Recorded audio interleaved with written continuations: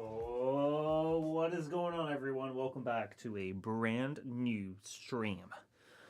I hope you're ready for a brand new Monday stream, because it is about time that should happen again after, I don't know, quite some time.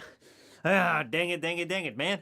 Anyway, one of the things that I wanted to start out with today is that I feel that there is some bias in the YouTube algorithm.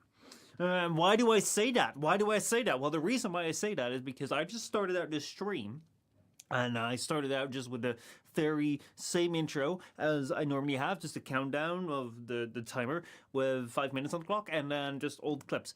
And what I saw was that already 2 people on YouTube had liked the stream.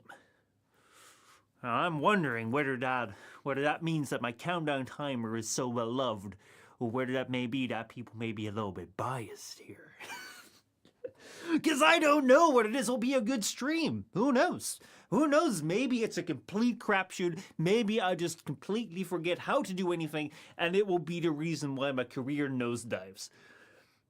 Maybe that's what you like. Maybe that's what you're hoping for. I don't know, but what I do know is that today we're going to be playing Age of Empires 2, which it has been a while since I've gone ahead and played that. As you may know, I've done a bit of a 2-week break on streaming, and in that time I also didn't really game all that much because I was busy with other things. If I have time to game, I have time to stream, basically. That's the way that I view it. And yeah, that means that Age of Empires 2 is going to be a little bit tough today. Why do I say that? Well, Age of Empires 2 is basically a game where, actually no. If I were to describe Age of Empires 2, it would be a game that seems to be rather old and outdated, especially if you go to the HD version, and you may be wondering about, like, why are people still very much actively playing it? Well, once you learn that becomes rather clear once you learn that basically this game is something that you can really be good at if you play it a lot. Basically, the thing with Age of Empires 2 is that playing this game, playing Age of Empires 2, requires a lot of feeling towards it, a lot of learning, and a lot of commitment to kind of keep having that sense of like how the battle is going, what you need to build up. Keep your build orders refreshed in your mind. If you don't do that, what could happen is that you completely lose your feeling for the game, and then you come back into the game and things start to get a bit dicey and you just don't know what to do. That's why it's always good to, kind of keep up with the game a little bit, refresh your build orders, try different things, try different civilizations, and keep learning as to like how you can improve in your gameplay. Or at least that's what I'm doing. Now, that's why, after having been away for 2 weeks plus with content creation and not having gamed any Age of Empires 2 in the meantime, right now I'm going to do something fun. And I say fun, but I'm really doubting the Michel that came up with this idea. Because what I'm going to do is I'm going to play as the Chinese. A civilization which I've not played before, and a civilization which has one of the hardest starts in the game. So, yeah. Not really looking forward to that one today. I thought it was a really, really funny idea when I came up with it. But yeah, now I'm kind of wondering as to what I was thinking. So yeah. Anyway, I think that hopefully I'll be fine, or you're gonna watch me fail spectacularly. So we're gonna see about that. Other than that, this week we have a full schedule of streams planned. Yesterday the stream did not go on because there was a little bit of a thing happening that I wasn't expecting.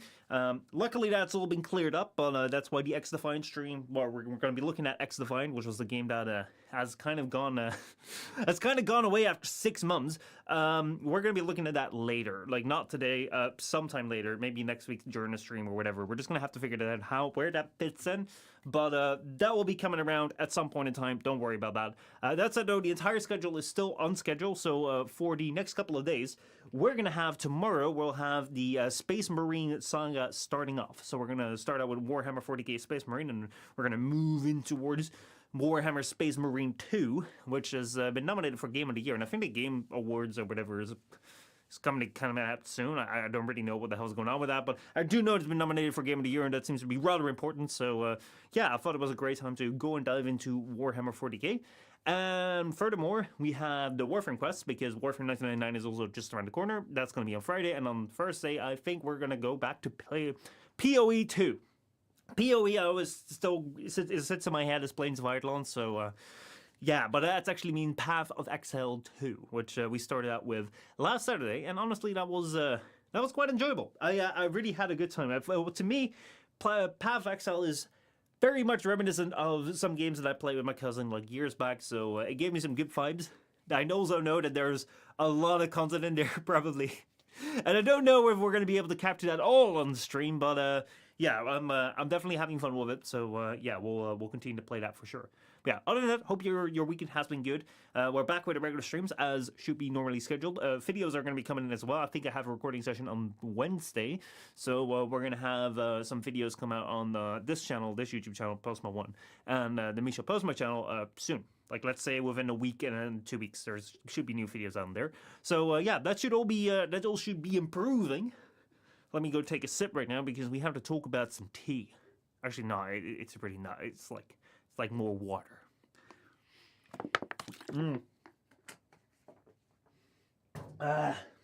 Because yeah, I was talking a little bit about how YouTube has been like maybe weird. I was like, oh man, people liking the stream, even though there is nothing fun in the stream yet, just a countdown. But this is actually more serious than that. Basically, YouTube has come around in the time that I've been gone from Twitch, and they have done something weird with the Clips channel. I don't know what the hell's going on, but for some weird reason, I cannot click any links. I cannot have any links on my descriptions. It says that they don't know who I am or whether this channel is legit or something. I don't know what exactly is going on with that, but they're saying I should build up a history on this channel for more than 2 months. Never mind, the channel has been actively posting for 4 years and it has been created 8 years ago, but I guess YouTube is just kind of broken by that channel, so we're just going to have to see how it goes. Luckily though, we are within like 11 subscribers towards the like 500 mark, where you get like YouTube partnered and you get like your memberships and that sort of stuff. So I'm hoping that by the time that we reach that mark, that by that time we should probably fix that. Maybe if we clear that flag, maybe the systems will reset themselves, because right now it makes no absolute sense. I don't know how much a YouTube channel is affected though, because yeah, I have never seen anything like that before in any of the channels. We'll just have to see. I'll kind of keep you updated. I really hope that will just be fixed if we hit like 500, and then it will be fine.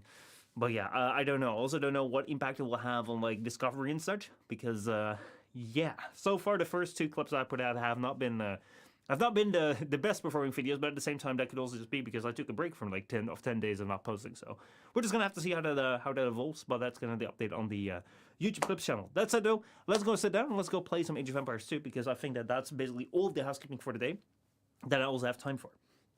So yeah, let's go. Here we go. The smooth transition in the world. That's what we're in for.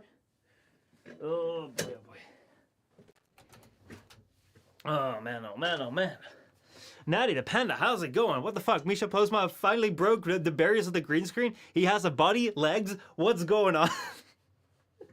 Oh man, have you never seen the standy uppy room? No way, no way. All right, I'll show you a little bit more. It's a bit mean of me to to go back to the green screen. I literally go back to the green screen the moment you say that. Well, let me show it to you a little bit more. Let me show it to you a little bit more. There we go. Actually, that's not the one that I wanted. I wanted this one.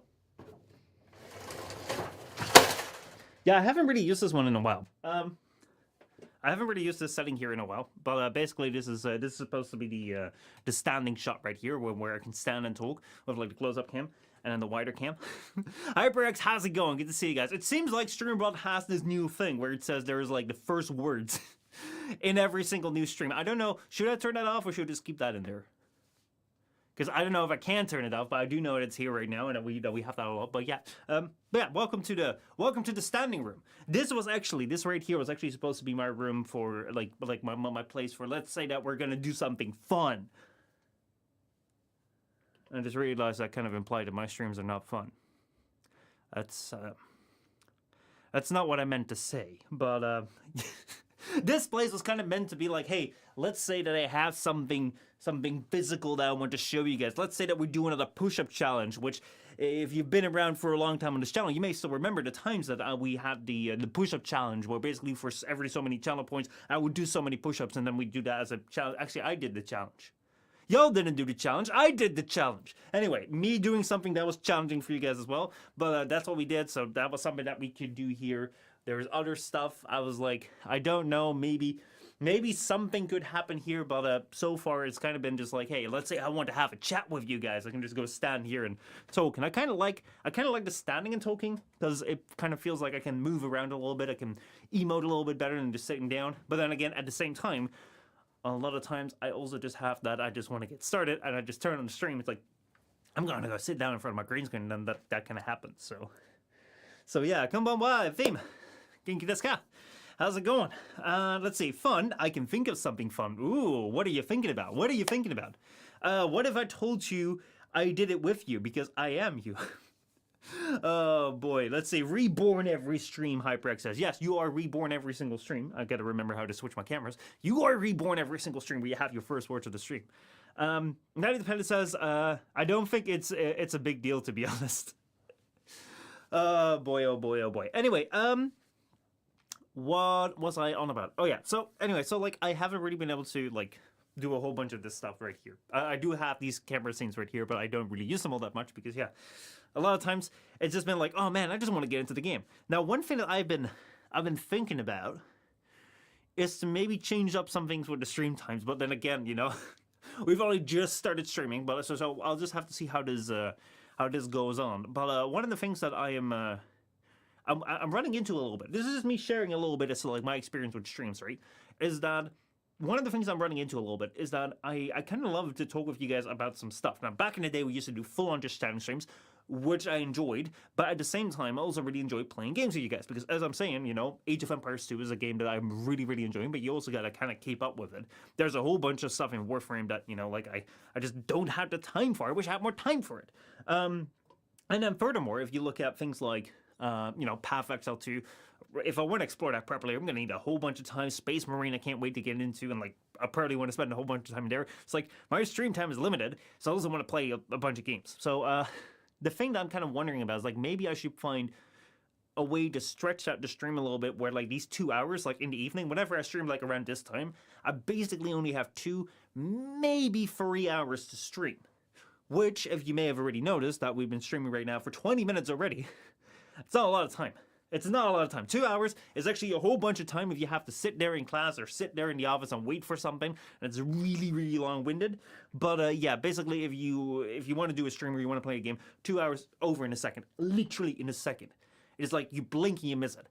So I'm kind of wondering, it's like maybe I should change my hours a little bit more to earlier in the day.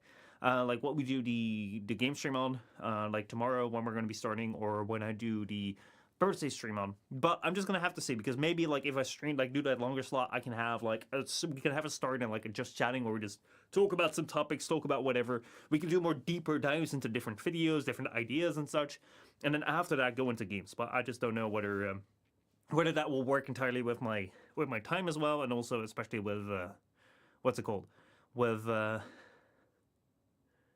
you guys. I had to think about that for a bit, but yeah, but also what that works with you guys for like the different times, right? So yeah, let me see what you guys say in chat right here.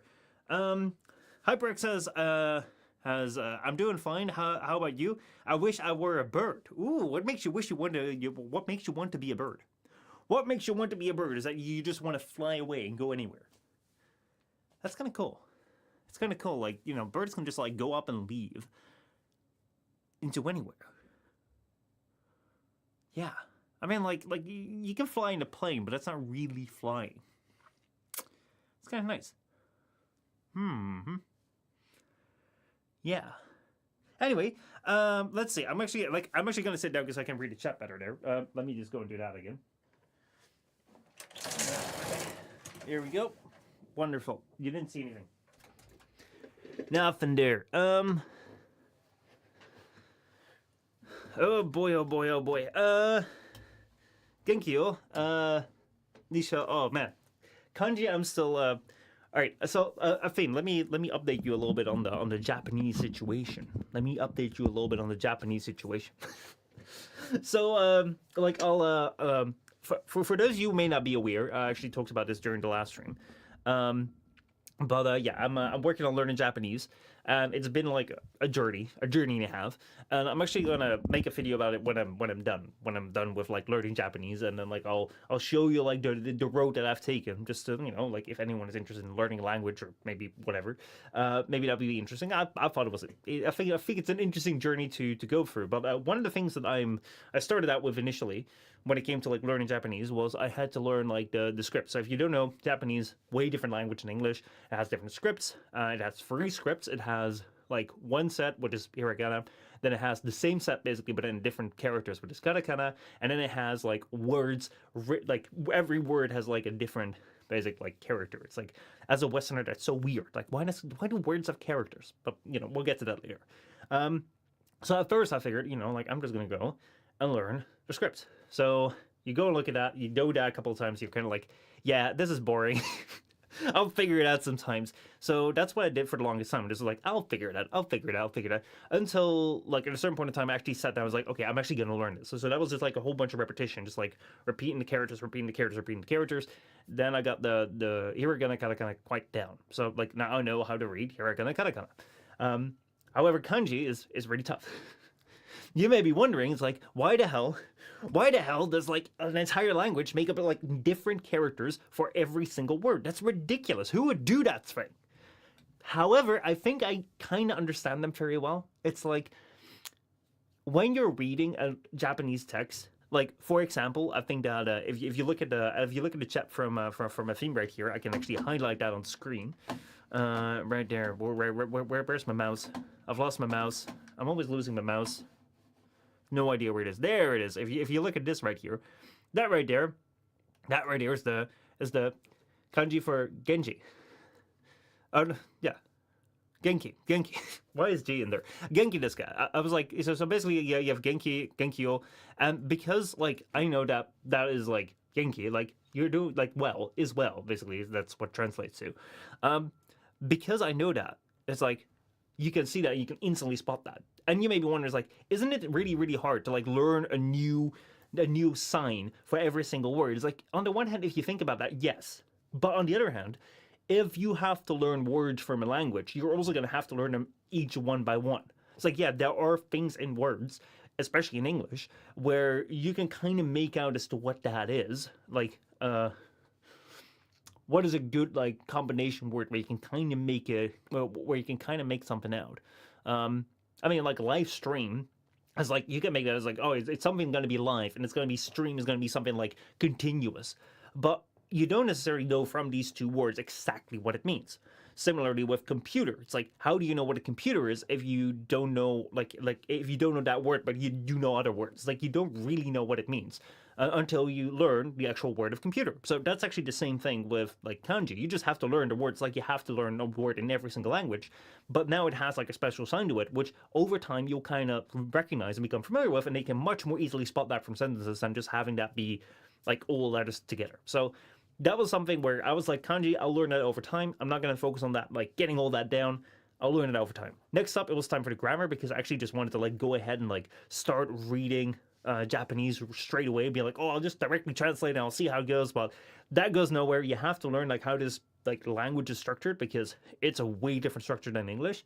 So I went over the grammar once just to get like the basic rules. Then I went over it again, trying to implement it with like the example sentences. And then I kind of got bored of that because basically, like, initially I just wanted to get the rules down so I could understand like what the hell, like how the hell this is structured. But then, like, when you're trying to go over the rules, basically I have them over here. Basically, if you're going over the rules, like right at the start, let's see, this right here was like all my like hiragana katakana practice. But then if you go to let's say you go to the rules, like you go over all these rules and you have all these like rules, like, okay, so like what kind of particles are used when, what kind of like how do you address your family, and how do you address like your own family versus someone else's family, what are the days of the week, like you have all these rules. It's like you write them all down, you go over them, it's like, okay, I'm learning this, but it's like you only read them once and you have to go over it again, and like trying to like stamp out in your brain is like, okay, so this is how you say this is how you say that, this is when you use the time particle, so you know you append kara to time expressions to say from, and you append made to a time expression to say until. It's like trying to like force that into your brain without having any context in which that has been said before. It's not going to make much sense. So at that point in time, I was like, okay, so I'm going to have to go over this again now, like writing it out. So I did that. But then at a certain point in time, like you're writing out example sentence with like from until, like, because that's like the example sentences where it's given. Now, at a certain point in time, you kind of lose the oversight. So then I went ahead, third time going over the grammar, but this time like structuring it myself, being like, okay, so this guide right here like teaches me things in order, where it's like, okay, first you need to know like how basic verbs work and like how a basic like topic thing works. It can make a very short sentence. But because it does that, like, you don't have a complete oversight of like how do all the verbs work or how do all the nouns work. So I wanted to put it all together, so I did that. And now I have the rules, and then my next step, what I'm doing right now, is I have a rough idea of the rules. I don't know them entirely by heart, but then again, I don't know all the English rules by heart.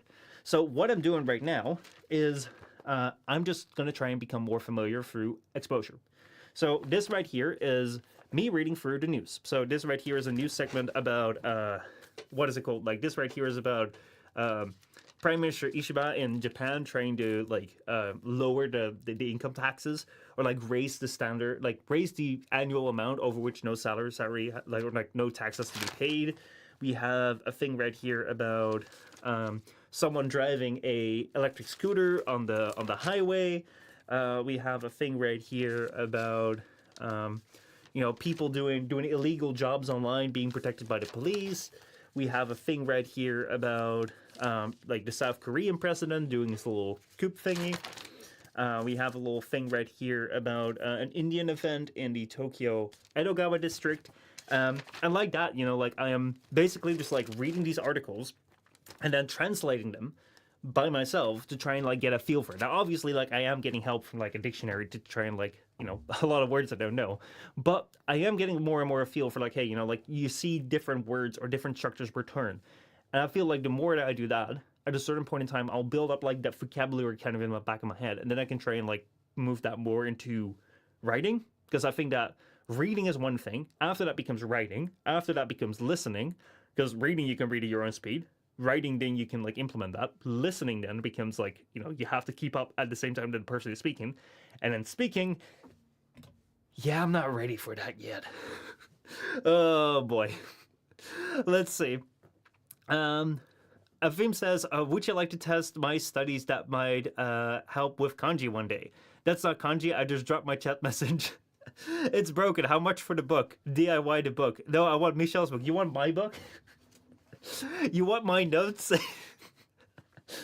If I ever start to do like shipping merch or something, maybe I'll do it at some point. If you, let's see, I'm going to steal Michelle's book. I thought you were going to steal me. Damn. You're not gonna take me away from here? Whoa.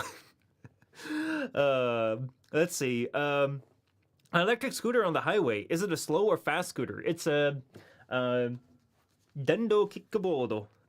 So basically, it's like a step thingy. Like that's what we call it in Dutch. Like, God, like English is weird, eh? English is bloody weird. So the article right here, I can show you this. I can show this to you because like I can just show you the news that I'm reading basically every day. Man, like this feels weird. I'm talking about, man, I'm reading the news. But yeah, look, this right here is a news site that I'm reading. So this right here is, let me go and set this to, I don't know. This is fine. So this right here is a news site that I'm reading. It's NHK like simple language news. That's basically like simple news. Gentle language basically is this. Gentle language news. And then like I just pick out one of these topics, and this right here was the Kiken like danger. Dendo kickboard. So this right here is like electric kickboard. The gosoku doro o hoshite haikenai. So basically it's like this basically is all about like the electric kickboard that entered the highway. So this right here is like, you can see this. Hold on. Do I have sound? I gotta have sound. Hold on, playback. There we go. こちらは首都高速道路が SNS で公開した映像です。電動キックボードに乗った人が高速道路に入っていく様子や、路肩から車線に膨らんで走行する様子などが映っています。 So yeah, this right here is where you can see you have that guy on the board, like it's like a little step. Like in Dutch, we'd call it a step because like you have if we go and classify things right here. Let me go and classify this here because honestly, It makes no sense. It makes English sometimes makes no sense. So here we go. Let's go here. Let's go and talk about some vehicles, okay? Let's go and talk about vehicles in Dutch and English. I can't write, but that's all right. This is not about language anyway. But yeah, basically, if you go over vehicles, like English is so weird sometimes in the way that they name their vehicles. Because like let's take this right here. This right here is a right there. This is right here is like the Dutch amazing vehicle. Basically, it is a bike. So this right here is what the English call a bike. We call this a fiets, right? Sensible, right? You know, like this could be a translation that's perfectly fine. But then you also have this right here is like what Tribal likes. Tribal has one of these. Doesn't look like that. Doesn't look like that. Sorry, Tribal. This is gonna be like the worst bike I'm ever making. But like you have like them with like that cool like looking headlight over there, and you have like the tail over there, and it has like this thing over there. It's like really strong and powerful. And then you have like this. The engine is over here, and you have like this thing over there, and it kind of looks like a horse on wheels. How did I make this? How did I make a horse on wheels? But anyway, so this right here is also a bike. But this goes on highways. And we call this a motor. That's what we call it. See? Like we have a motor and then we have a bike. Like motor and a fiets. But this is both bike. It's like, how the fuck does that make sense? Same thing. It's like if you have this thing, but then like smaller, basically you have them like that. They're like Italian. Like you have this front thing over there. And you have like a wheel over here. Like that, right? And then it goes like, you can sit down there. There's like a little sitting area. And then you have this thing over here, right? There's like a saddle there. You can put your feet there. And then there's like a wheel over here, right? This right here, you know, like, you know what I'm talking about. There's like a front thing over here. This right here is what we call in Dutch. We call that a scooter. What do you call that in English? Moped, maybe? But like I'd also say scooter. Or like moped. But then you have one of these things here. Like these things have become hugely popular like over the last couple of years. You have these things here, which are electric, which is basically just like a skateboard for people who don't dare to balance on a skateboard. And we call this a step. But they also call this, in America, they call that a scooter. It's like, how? How am I supposed to like tell what I mean? Like if I want to take my bike on the motorway, that could be a totally fine thing if I choose this one, but it'll be a totally wrong thing if I mean this one. And you don't know what I mean when I say it. And the same thing with scooter. It's like, if I say scooter, do I mean that or do I mean that? What's up with that, English? But yeah, this right here was the one that this was the one I was talking about. But that's about this. Why does that horse have wheels? I don't know how that turned out that way either. I was not planning to draw a horse. It just kind of happened that way. But yeah, that right here is a language class with Misha. I hope you learned something very valuable today. We started out talking about Japanese and how to learn Japanese from reading news. And then we went to draw horses as motorbikes and criticizing English because English is a little bit hard to understand sometimes. Just me or is the stream lagging? No, wait, hold on. Okay, before I get there, let me check this real quickly. I'm gonna listen to this. Just a second.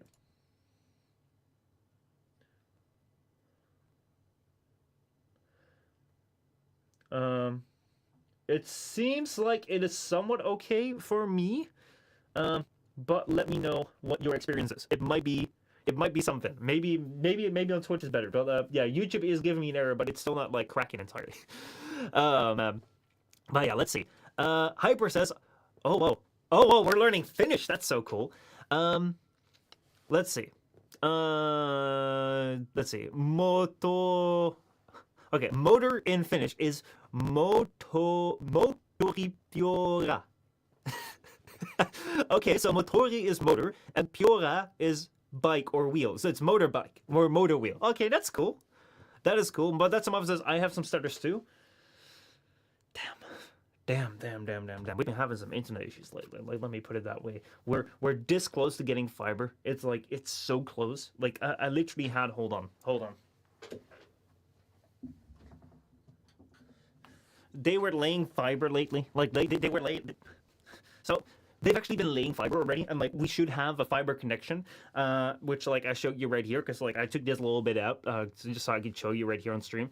But lately the fiber connection has just been like bad, like really bad. Maybe because I cut this out. Shoot. Anyway, but yeah, no, fiber should be coming. But the problem right now is that it's kind of, yeah, recently like it's been bad. It's been bad. Just don't twice as fast and say everything twice. That won't be annoying. That won't be annoying at all. Oh boy. But yeah, anyway, so yeah, like basically what we're talking about, so yeah, like I was talking about like how I'm learning Japanese, basically that's how I'm learning it, like doing this. It's on Twitch too, Leech does says. Is it? Right. Alright, then what I'm thinking is okay, so I'm thinking like maybe I'll turn off the vertical stream, see whether that changes anything. But before I do that, I just want to check this real quickly. Because yeah, everything is screaming at me. Everything is screaming at me. I just want to check real quickly what my network here says. It's sending 20 megabytes. Hold on. I just want to check something real quick. Just before I do this, please just talk amongst yourselves and entertain yourselves while I deal with this. Yeah. Oh, it's no sound? Oh no, sound? Is the sound happening now? Dude, if that's happening, I can't fix this. We've had this before, and this just doesn't go away. Hold on.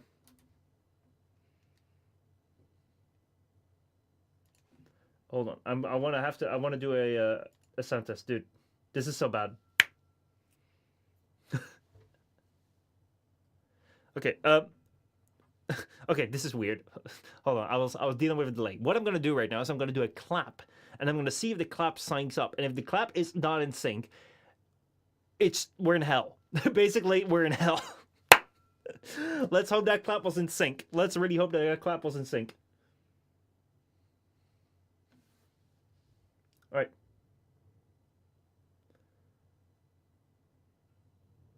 Let's see.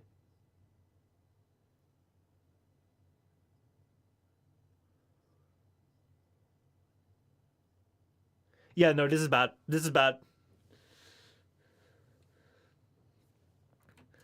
Okay, yeah, this is screwed. We're screwed. We're absolutely screwed. Alright. I'm gonna try and turn off the vertical stream. If it lets me do that. It doesn't let me do that. I think OBS is cooked. Dang it. What is going on, OBS? What is going on? What are you doing? Help. Like everything is wrong right now. Everything is going wrong. Oh shoot. No way. I was so looking forward to this stream today. Please don't do this to me. All right. Vertical stream is down. Are we getting any improvement?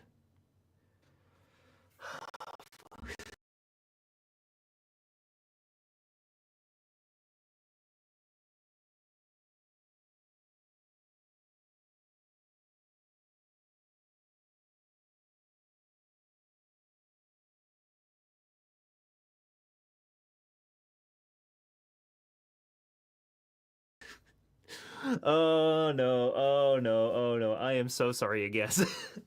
I am so sorry. I don't know what is going on. Let me see whether this has fixed anything, and if it hasn't, I'll have to go troubleshooting tonight.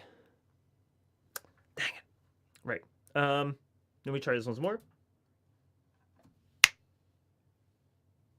I'm gonna just do this little like sync thingy. Yeah, no, it's cooked. It's cooked. I'm so sorry. There's nothing I can do right now to fix that. I'll look into it. This right here. Dang it. We'll push the Age of Empires 2 stream to later. I'm sorry, you guys. I'm sorry. I wish I could do this, but yeah. Right now, I'm fucked. It's time to end this. See you guys later.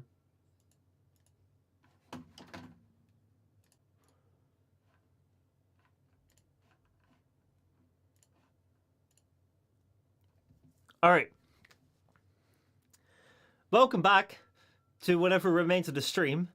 I'm hearing right now that it should be working. I have no clue. We're just gonna see. You do seem good, Afim says. All right, I seem good.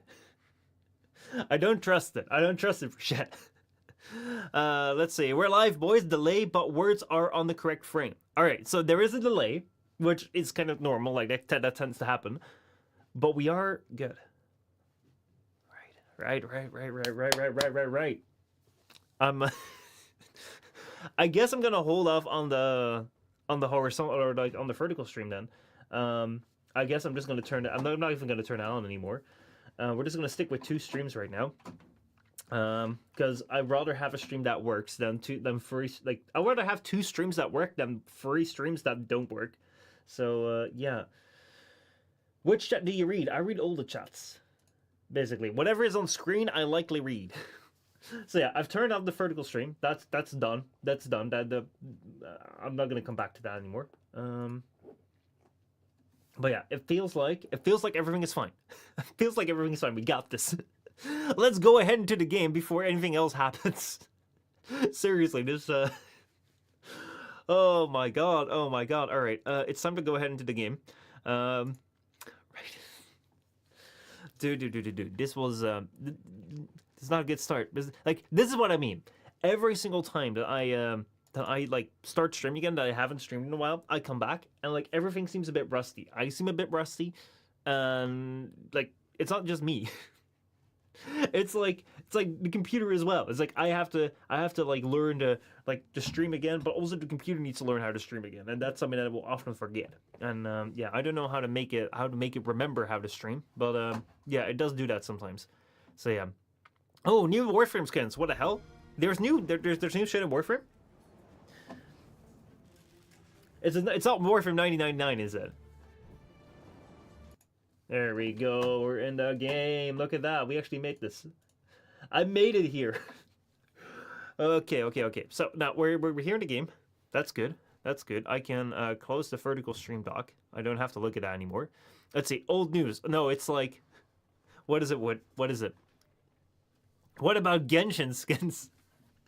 There was one thing that I recently came across. Someone was talking about how what was it? Someone was talking about like how Genshin might actually become nostalgic to people because like they played it during the during the lockdown or even before the lockdown. Actually, I believe it came out before the lockdown, and it's like it's something where people might be like, oh man, remember the time I played Genshin? It's like it's kind of weird because on the one hand I get it, on the other hand it's like man that just came out recently. People may be nostalgic for shit that I remember coming out, and that's wild. That is wild. But yeah, here we are on the game. Need to make sure I said this properly. There we go. Let's do this, and then Wood says I think it's the Unreal Crossover skins. They look awesome. Oh man. We'll look at them on Friday when we're gonna go play some Warframe. Yeah, let's see about the chat location. Like one thing that I was wondering about is like maybe I should move the chat around. Maybe I should move myself to here, and then move you guys to over there. Let me go and change this around. Let's see, where's the chat? Chat's right there. Maybe I should move you guys to like over here so we can kind of read the chat. I don't know how much I like this, but I do know that it's basically gonna be. Oh shoot! Oh no! Oh no! Oh man! I'm clicking on the wrong things right here. Mr. Nanos, how's it going? Welcome. Also, congratulations on fixing the stream and learning Japanese. Thank you, Theme. Arigatou gozaimasu.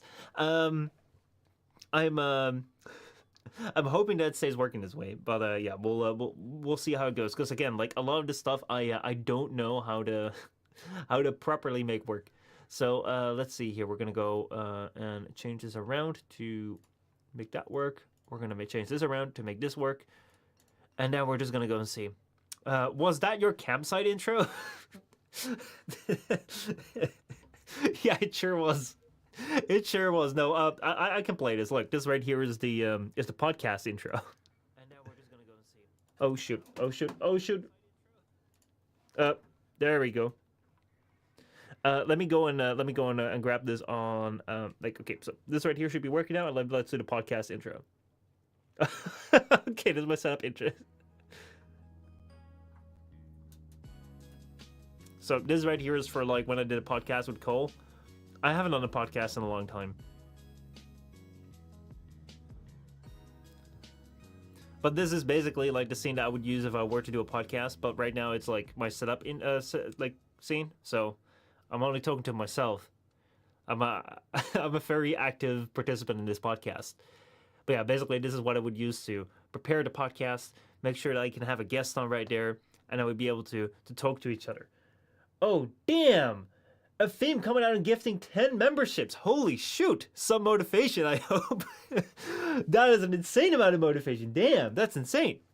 I got a gift, dude. I appreciate that. I appreciate the hell out of that. And he appreciates the hell out of that too. Let me go and switch back to this right here, so it makes a little bit more sense. So it makes a little bit more sense. But yeah, I appreciate it. Thank you so much. Thank you so much. Especially since, especially with me like not streaming in the recent times, I really do appreciate that you're coming through with the support. YouTube is throwing up an error in celebration. Literally, this is the way it is right now. Everything is on fire, but we're fine. We're fine. Mr. Nana says, I want download. I don't know what you mean with that. I do not know what you mean with that. If you're here to be a bot, that would not be much appreciated. If you're having struggles with English and you mean something else, then feel free to like try and say things. But if you're gonna repeat I want download one more time, I'm gonna have to ask my moderator to go and step in. Big time. Also, if you're on YouTube and you did not receive a gift membership, maybe you were unlucky. Sucks to be you. But in more serious terms, if you're on YouTube and you're watching like people stream on YouTube, make sure that you go to their join button on their profile, and then like select opt in to receive gift memberships. It's kind of weird. They said the same in Arabic. Okay, so you already said it 3 times. All right, Afim. Let's see you at work. Let's see you at work. Let's see you do this. This is gonna be the very first time that I put you to work. Very first moderation action of a theme. Let's go. Let's see. This is a good test. This is a good test to see if a theme can work in YouTube as well as on Discord or on what is it? Or on Twitch. There we go. Mr. Nanos, if you weren't a bot, then yeah, sorry about that, but please don't be a bot in chat. Good job, Afim. Good job. You passed the test. Mr. Nanos was actually all the count of my. Actually, no, it wasn't. It wasn't. But yeah. But anyway, so but yeah, well, yeah, as I was saying, if you're on YouTube and you you are subscribed to channels that live stream, go to their join button and then click the 3 like dots right there and then opt in to receive gift memberships, because then you can actually get memberships gifted to people. Otherwise you can't, because YouTube doesn't like people to get free stuff. Anyway, if you are now subscribed to the channel, you can all see the overtimes, which are like the extra content, which should be coming out as well with the new videos that are going to be coming out like in a week or 2. And yeah, you also get, I guess, benefits from YouTube. No ads on streams. I don't know whether that is something that YouTube does, but you get the extra role in Discord, and yeah, that's about it. You get streams. You get me doing more streams. So yeah. Anyway, let's go and play the game now. This is something that I mean. It's like I wish I would have more time with my streams. But yeah, like because of like the hour that I stream in, maybe I should do it later. Maybe I should do it earlier in the day, because I can't go later than this. But yeah, Anyway, let's go play a little bit of a game. Right, so one thing I want to look at today is the Chinese. So where do we have the Chinese civilization? Right there. It's going to be right up there. There we go. So, did you guys hear that?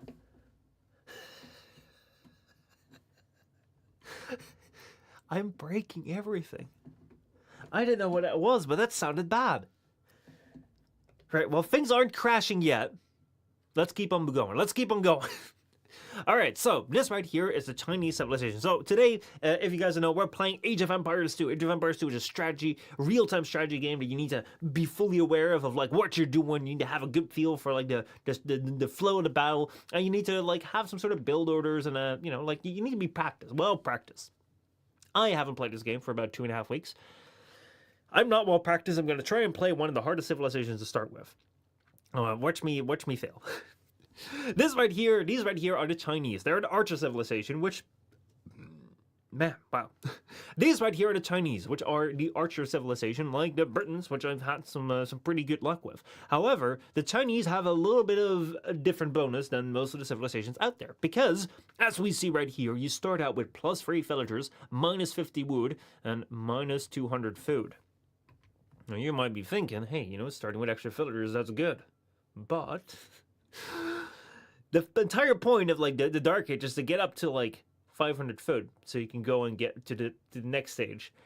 Starting out with -200, that's quite a big thing, especially when you need food to make villagers. So that's going to be really tough. If you can't get that food to start out with, you're going to be behind. Furthermore, technology costs -5%, -10%, and -15%, which is quite nice. Town centers support 15 population and have extra line of sight, so you can have more. You don't have to build as many houses. And then demolition ships have +50 hit points. So that's kind of nice if we're playing naval maps. I don't really play much like on the water. I'm not really good at that, not really practiced at that. So yeah, that's something that we'll have to figure out. And then unique techs, we have the Great Wolves. So wolves and towers have +30 HP. And rocketry, the Chukunu, which is their little like unique units, has +2. Scorpions have +4 attack. So I guess the Chinese is basically go build your castles, go into your unique unit, and go with your archers, and then basically maybe archer scouts, something like that. And also your farms have +10% extra food, which is nice. So yeah, that right there is the Chinese civilization. I have almost no experience with the Chinese. I may have played them accidentally when I was like a wee little lad playing Age of Empires 2, just playing at random all the time. And I might have been very, very surprised, being like, what is happening right here that all of a sudden I don't have food and villagers. But yeah, basically that's what we're going to be in for right now. Now, what I'm wondering about, should I go and try this? I probably should just try them out like online. Even though I'm kind of afraid of that, but I think that's the best way of going at it. I think we passed the single player stage when I beat the extreme AI, and I said I was ready to go online. So I guess that's what we're going to be doing. Let me see if everything is ready. So like right here, we're going to go to quick play. We're going to set up the Chinese right here. And then we're going to figure out, I'm going to set up all the match sizes. We can play whatever. We're just going to see if we can find a match. And then let's do this. Let's see. No O's? What's up with O's? What am I missing here, HyperX? What am I missing here?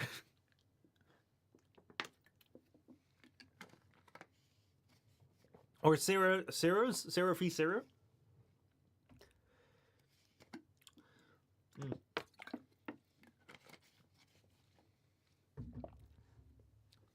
Anyway, before we get an answer, let us go and find a match. And let's see how this is going to go. Alright, this will be the very first time I'm actually trying out a civilization anew in an online match. I'm kind of afraid. You have O's when you go into online. I have O's when I go into online? What do you mean? Offline, no O's? What do you mean? I'm confused right now. Right? HyperX here says that I have... If I go online, I have O's. Oh, balls, dude.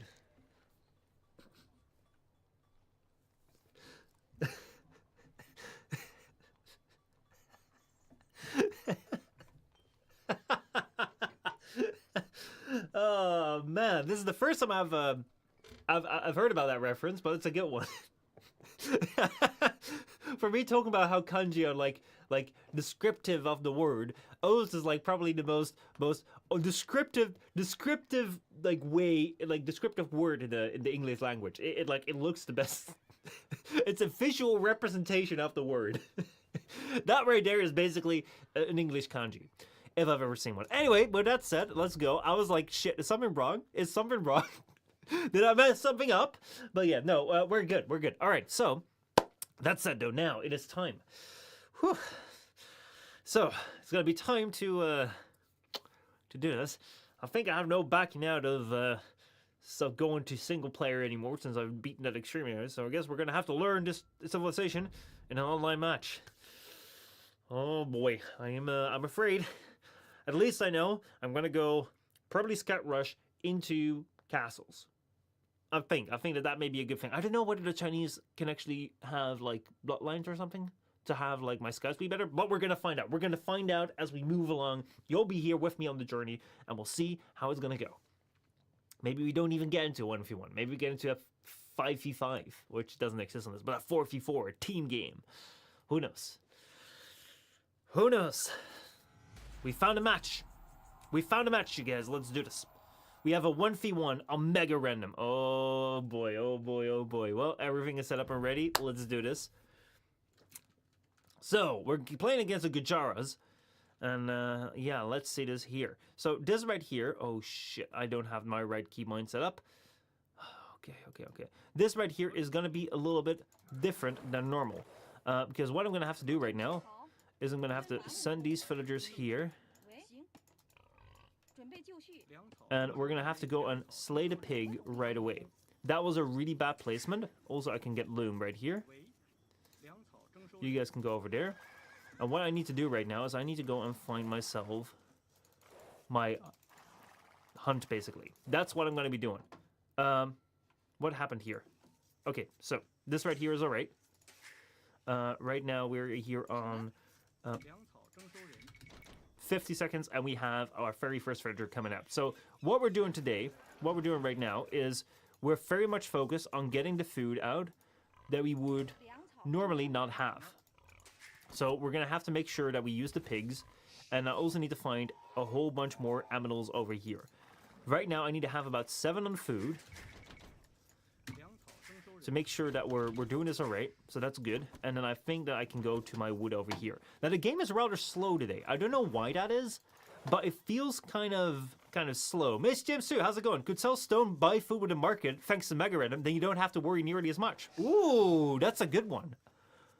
That's a good one. All right, let me do that. Let me try that. Let me try that. Okay, here we go. Here we go. Right. That's a good start. That's a good tip. See, this is why I have you guys here in chat to to help me out. I'm not alone in this in my very first time trying to play Chinese online. Right, here we go. I don't have the correct keybinds here, but we're gonna go and push in some hunt. I need to remember to make villagers. Holy damn! Can you tell that I haven't played this game in 2 weeks? Oh boy, man. Okay, one thing I've learned very much from you guys watching the clips and giving me advice is that I should definitely not let nerves get to me. So that's something I'm gonna go and I relax a little bit on. We're gonna push in the deer. Now the reason why we want to push in deer is that the deer collection is a little bit faster than let's see, where's my idol? There you go, there's the idol. We're gonna have 3 on wood. Or actually, maybe I want to have 4 on wood because we're gonna go for archers. No, we're gonna go for scouts at the start. So we're just gonna have 3 on wood, and there we go. And make sure you keep creating fills. Yeah, thank you so much. Thank you so much for that call. That was a good one going for the market. I don't know if my opponent has done that, but it's better to assume that they have rather than that they haven't. I also haven't found any more of my sheep yet, and I also haven't found any of my boar. So what I'm gonna do right now is I'm gonna say I don't have 100 wood yet. So like the first thing I'm going to do is like once I have my villagers there, we're going to go and build a mill over there. Because we do need to keep going. We need to make sure that we need to have these people gather their food. And as it stands right now, I don't have many more sheep to go and help me along.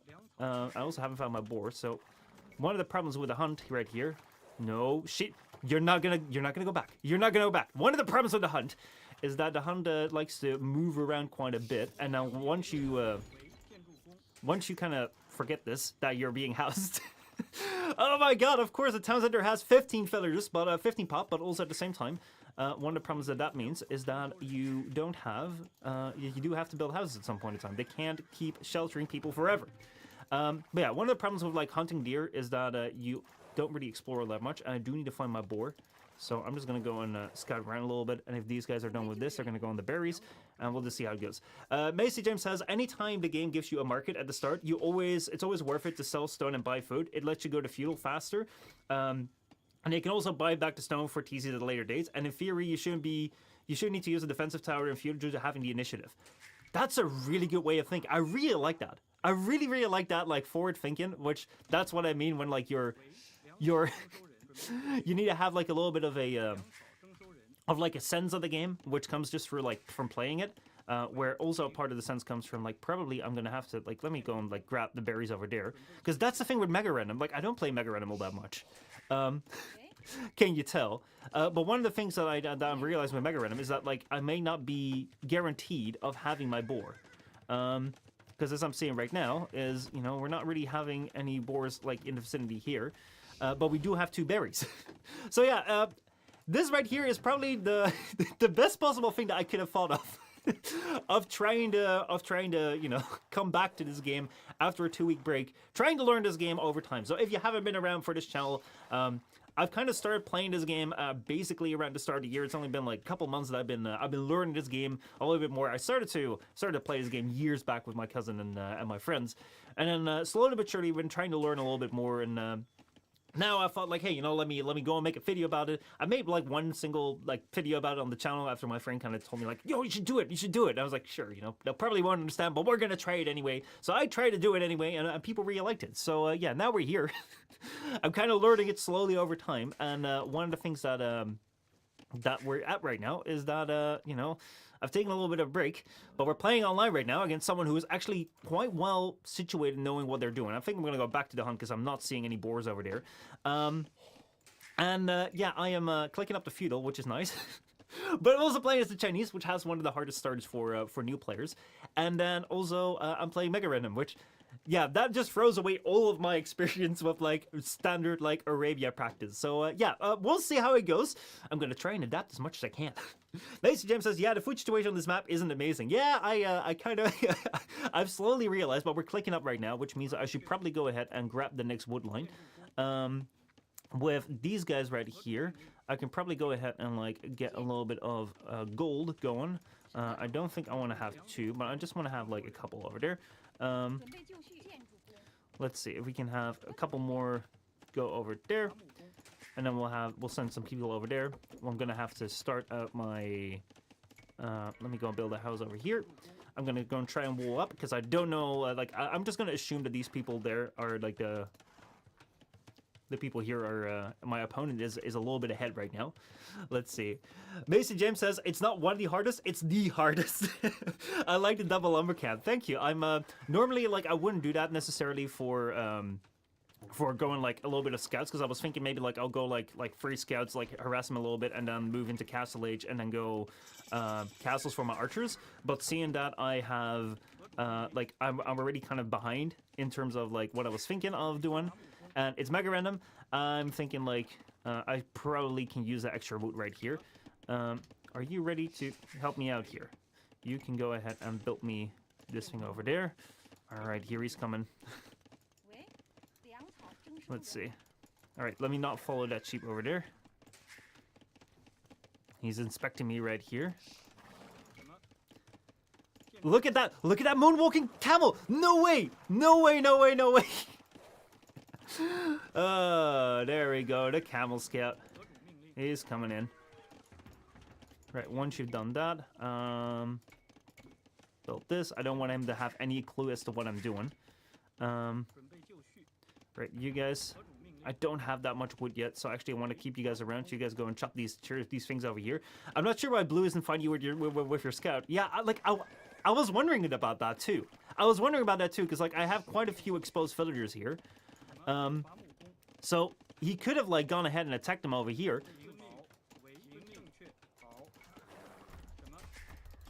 Let me see if I can go and keep that going. I also forgot to produce fills, which is kind of bad. But yeah, right now we can kind of slowly morph into farms.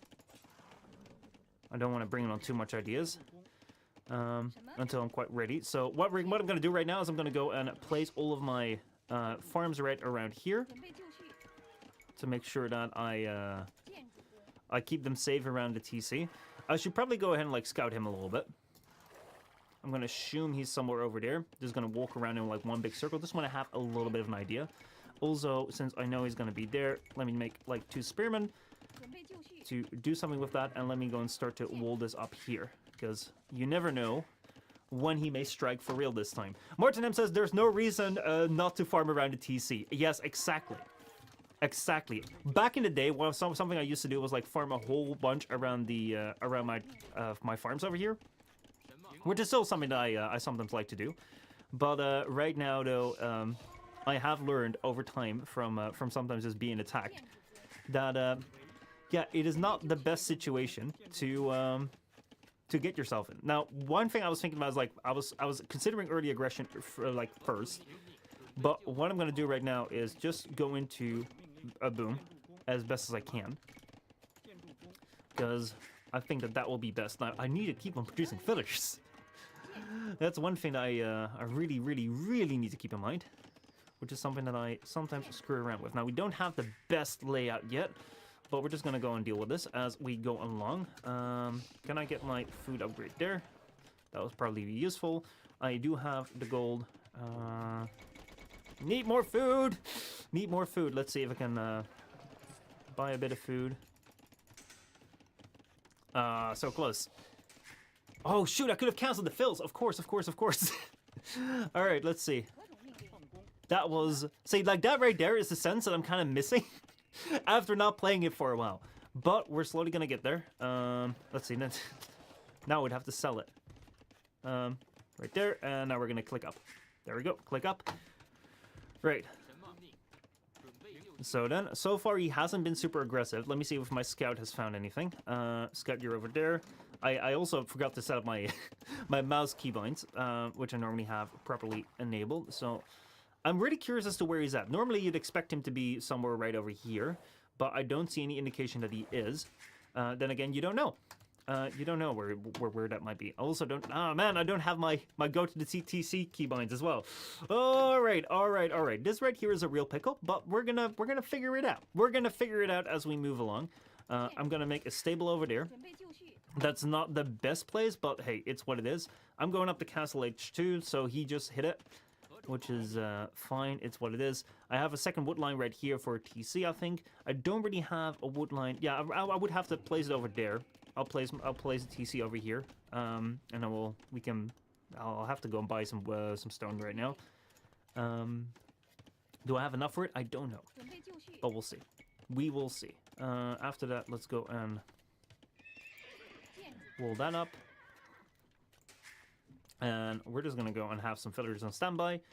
I think so far though, 16 on wood. I actually have too many on wood right now.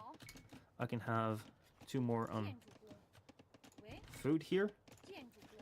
But yeah, we have that nice balance with wood and food. Maybe I can grab a couple of you guys to go and start mining a little bit of stone. And then slowly but surely we should go out of that. And there we go. We do have bloodlines over there. I have found him over here. Let's see. He does seem to be quite walled up. But I have found his location, which is good. And as I'm over here, we're going to go and prepare this. Monastery over there. Let me go to the market. Let me go and... I can't buy anything there, so I'm gonna have to send more over to gold. You can go over there. And I want to go and scout around a little bit to see if he's gonna go and do something with monks, because there might be some relics nearby that he's gonna go grab. In the meantime, I want to go... Man, I miss going like I miss my go back to the TC button. I'm so used to going to using that. Don't have that now. So yeah, you can go ahead and build some more houses here. And we have to go and get eco upgrades. Damn, just as I planned a house. Just as I planned a house, that happens. Right. So then we're gonna get this upgrade here. Dude, working without hotkeys right now, without the hotkeys I'm used to, it's so tough. Maybe I can use, I can put a TC on number 3, and then we'll just do it like that. Okay. Here we go. You're gonna go into here. Wait, hold on. Did one of my scouts make it inside? Dude, where is that hole? Why am I inside his place? He has noticed now. Dude, if only I'd known this before. Let's see. Where did I go in? Where is this? He's building a castle over there. Let's get our farm upgrade. Let's see. It is lagging. Am I lagging here? What's going on? Yeah, I'm gonna lose this guy. I think like I went into like one of the holes that he didn't see and he plugged that by that time. So yeah, right now, gonna go and buy some stone. I can. And let's go and build our second TC because I desperately needed that. I needed that like yesterday. And I'm also gonna build one over here because I desperately need to go catch up. Let's see. No, he's the one who is lagging. He keeps having a little red clock next to his name. Oh, I see. I see. Well, it's a good thing that we don't play team games. Because one thing that I've learned from from scouting a little bit of Age of Empires 2 content around the web to try and learn something is that there is a thing in team games. Oh look, is he building something up here?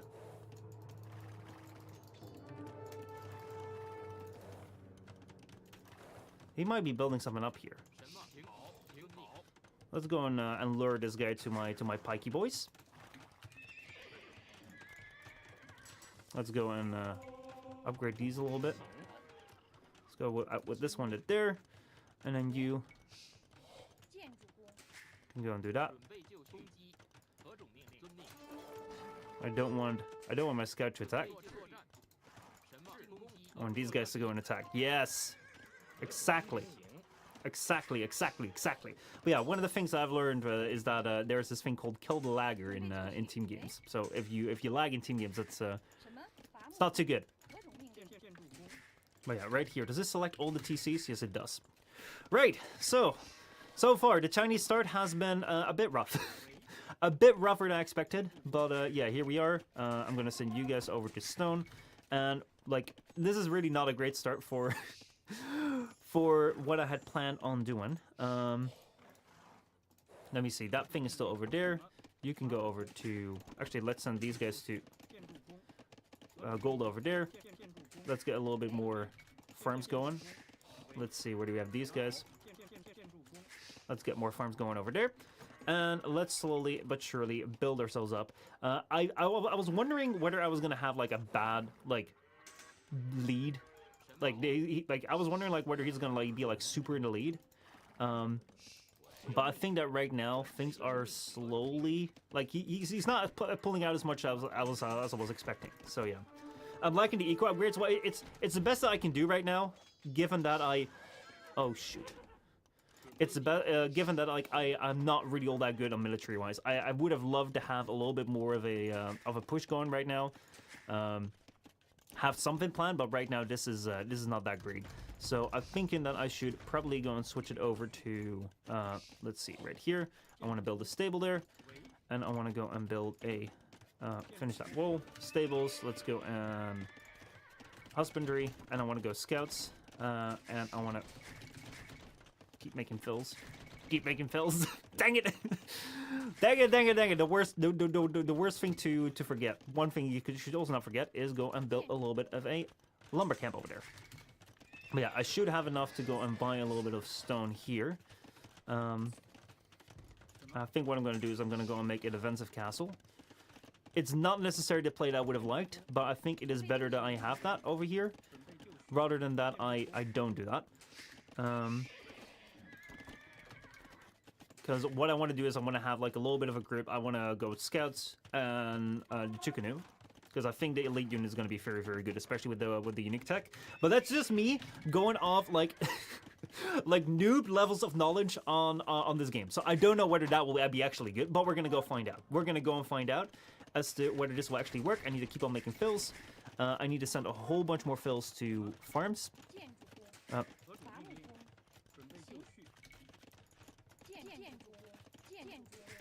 Right there. Just send whatever I can to farms, because right now I'm having not a great time here. Let's see. Oh, he is attacking. Shoot. Shoot. I knew it. Oh my god, he has a force. Oh my god, he has a force. Right. This is the worst. This is the absolute worst. I don't know. Dude, this is bad. This is bad. I'm gonna have to delete that castle. Oh no, oh no, oh no. Do I get anything back from that? No, I don't get anything back. Oh shoot, oh shoot, oh shoot. Alright, the last ditch attempt that I have is to go and buy me a thing right here. And then go and build a castle here and then see if I can hold them off like that. But, oh my god, oh my god. This is like, I'm just looking at this, I'm like, what did I expect? What did I expect? Well, you get backrest proportionally to how complete the castle is. Yeah, I knew it. I knew it. I was like, maybe I'm still lucky. Maybe I'm still lucky. Okay, you guys here. Quickly. Everyone build. Everyone build. No way. Right, let's see whether this Hail Mary castle is gonna save the day. If it doesn't, I will not be surprised. But we'll see. All right, you guys go and build. I don't even have stone for a tower. No, no, you guys go build a tower, please. I believe. We're gonna have to have faith. Shoot, this is work. No, get out. Everyone, get back to work. I'm gonna have to send you guys. Oh wait, he hasn't noticed this yet. Dude, oh no, I actually built that up. All right, so you guys can go and like mine that last bit of stone that's still there. I need to have like multiple towers here. Please finish this. Please finish this. Let's go and build that other tower there. We just need to have them away. Let's see if we can build some Chukanu right here. There we go. We've repelled this attack. No way! No way I've repelled the attack. Alright. Alright. I guess it's time for for that. He's building a castle over there, which I see. But right now I just don't really have all that much to fight him with. What do I have? I have that I can still make fills.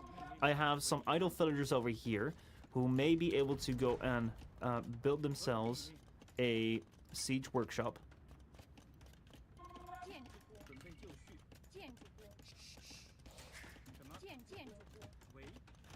Let's go and build that, and then once you're done with that, go on the stone.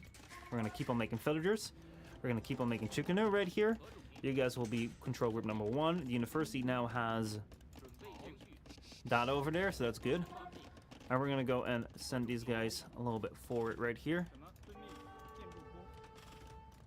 I knew that he was going to do that. Actually, like, how many petards does it take to take down a castle? I know it's like 6 for a town center.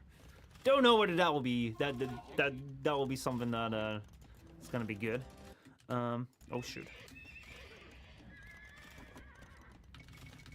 Right, let's go and build some scouts to be the backup right here, and let's go and build a couple of rams right here, and we're gonna go and place them in there. Right. So far though, we're alive. We're alive. Let's see. 7. Oh yeah. Oh my God. It is imp from him. No way. No way. I knew it. I knew that I was too late. I was too late today. Right. One thing that I may be able to do though. One thing that I may be able to do. Look at how open this is. One thing that I may be able to do is maybe just go for like a Hail Mary towards him. What if he just doesn't expect me to go and attack him? But yeah, no, I think the attack has begun. Let's see. Yeah. Where did my Chukunu go? There they go. All right, actually, let me scout this first. Let me scout this first to see if there's anything still going on. But yeah, no, he's gonna win this. He's gonna win this. Where did I send them to? There they are. So far though, he's not really been all that aggressive in coming in. He's been very, very afraid of coming into my range. Score is very close. He can't have much eco behind this. That is true though. That is true, though. I kind of want to have an idea as to, like, what he's up to.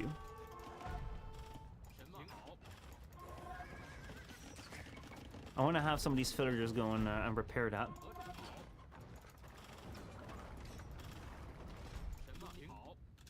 Let me keep on making these. Let's see here. Oh, dude. Like, look at that. Yeah. Bro, he has an exposed eco. Dude, I'm just going to go hit him. I'm just going to go and hit him. I'm going to go click age up. In the meantime, you guys should probably go ahead and build... You know what? I'm going to go and wall this up. Right here. You guys should also go and wall this up right here. And then what I'm going to do is I'm going to place another castle. Because I still have my production here. I also need you guys to go here. You guys are all idle. Oh, no, no, no, no, no. That's not what I wanted. That's not what I wanted. Let's go here. You guys come forward. And you guys just be aggressive over here. And then we'll go over there. So far, he has not done anything to really come in. Gonna go and build another castle. No, I can't. But maybe I can buy some stone. Let's see over there. So now right here, I'm attacking him. Okay. Though he actually has found this right now. And my attack there has failed. Dang it! Dang it, dang it, dang it, dang it, dang it. Right. Let's see here. Oh boy, I am missing so much of my... Right. Let's go and send these out. How do I do that? Yeah, there we go. You guys go and... I don't know. I don't know. I don't know.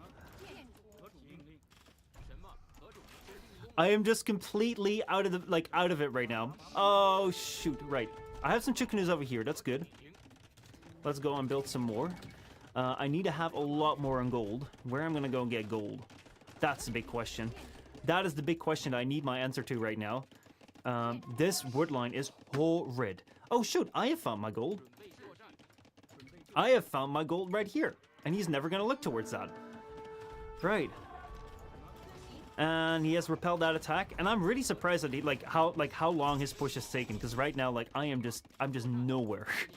he could get these fills easily. Also, why am I not getting these? What is wrong with my mouse? I'm not getting my villagers. Oh no, there's Chukunu in there. Oh shoot! Oh shoot! Oh shoot! Oh shoot! Oh shoot! Oh shoot! Dude. This is the worst type of game. This is literally the worst type of game. I'm telling you, if I played this 2 weeks ago in a with my this is the most frustrating. I'm telling you, if I was playing this 2 weeks ago when I had a feel for this game, I could have won this. This is so winnable, but I'm not gonna be able to win this because I am so out of it, dude. He could have finished this so many times. I could have finished this so many times. Oh my god. Oh my god. Yeah, I'm gonna have to call the G on this because I can't. I'm not able to mount a push. GG.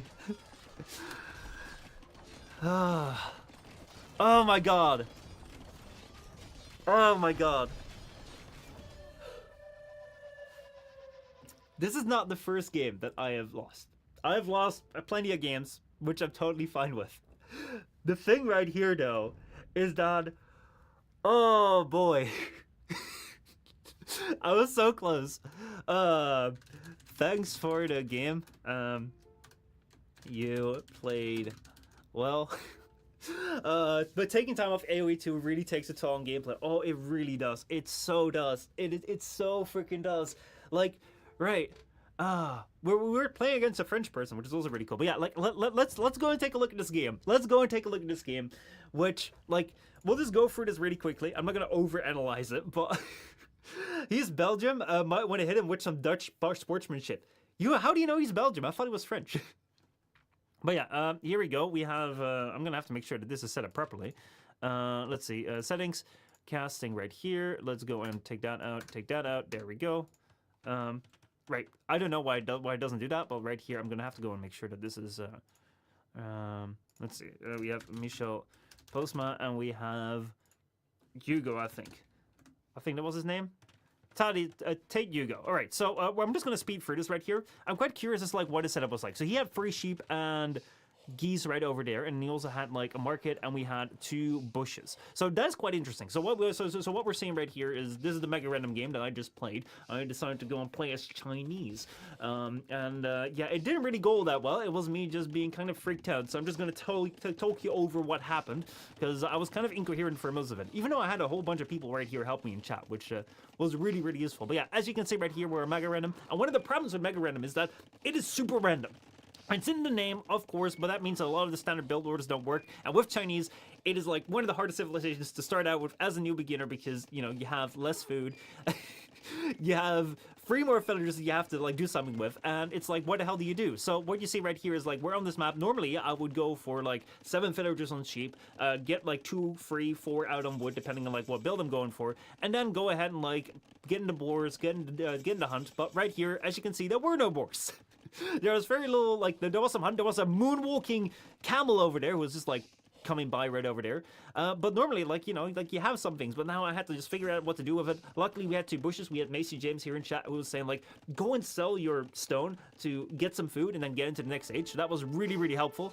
I wasn't as far behind as I was gonna be without that, without that insight. So yeah, overall, I was like, let me go for the full boom, where it seems like he also had that idea. He was gonna go full on like gold over here. This is really interesting, though. This is really interesting. I was playing against Hugo. Hugo apparently was like either French or Belgium, because he was speaking French afterwards to me in chat. But one of the things which is really, really interesting is like he's building a market right here.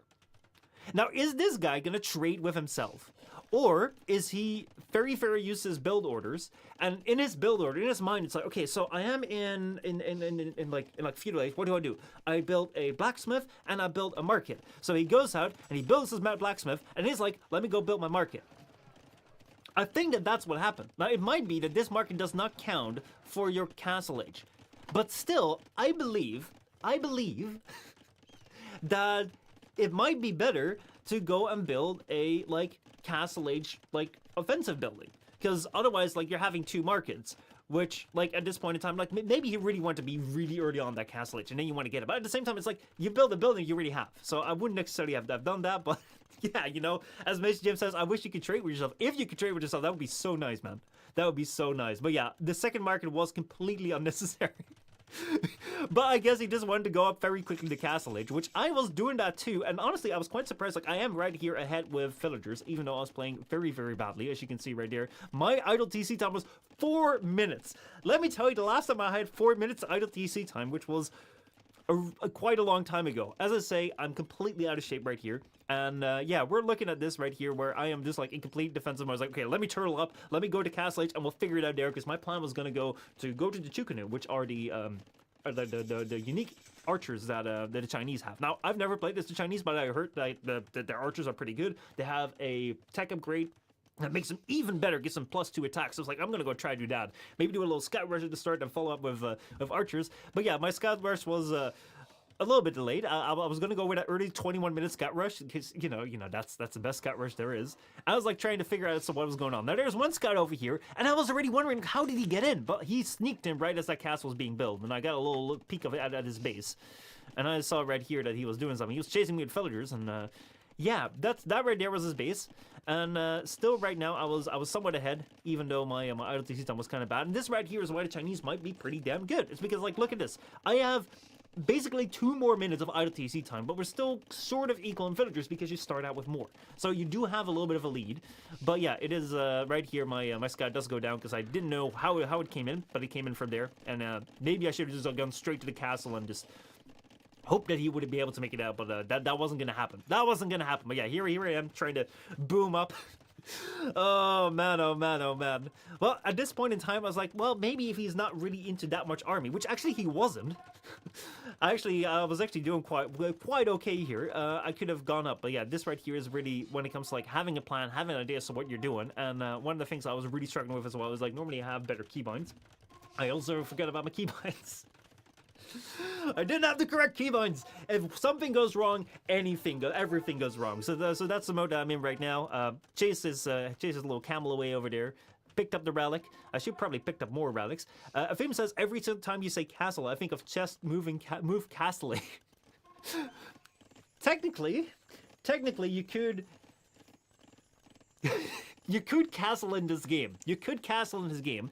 If you were to go and do like a regicide mode, you have a king. There is a king character here in Age of Empires 2, and you have a tower. So what you would have to do, it would have to be, you build a tower, like you build one tower, you place your king there, and then you move your king there, and you break down that one tower, and you build the tower right next to the king on the other side.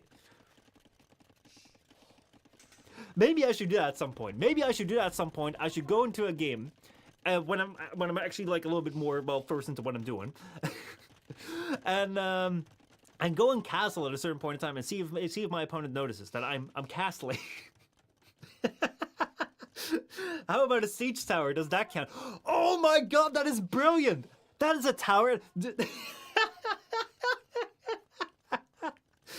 Yes, I so want to do that. I so want to do it at some point, dude. That's gotta be.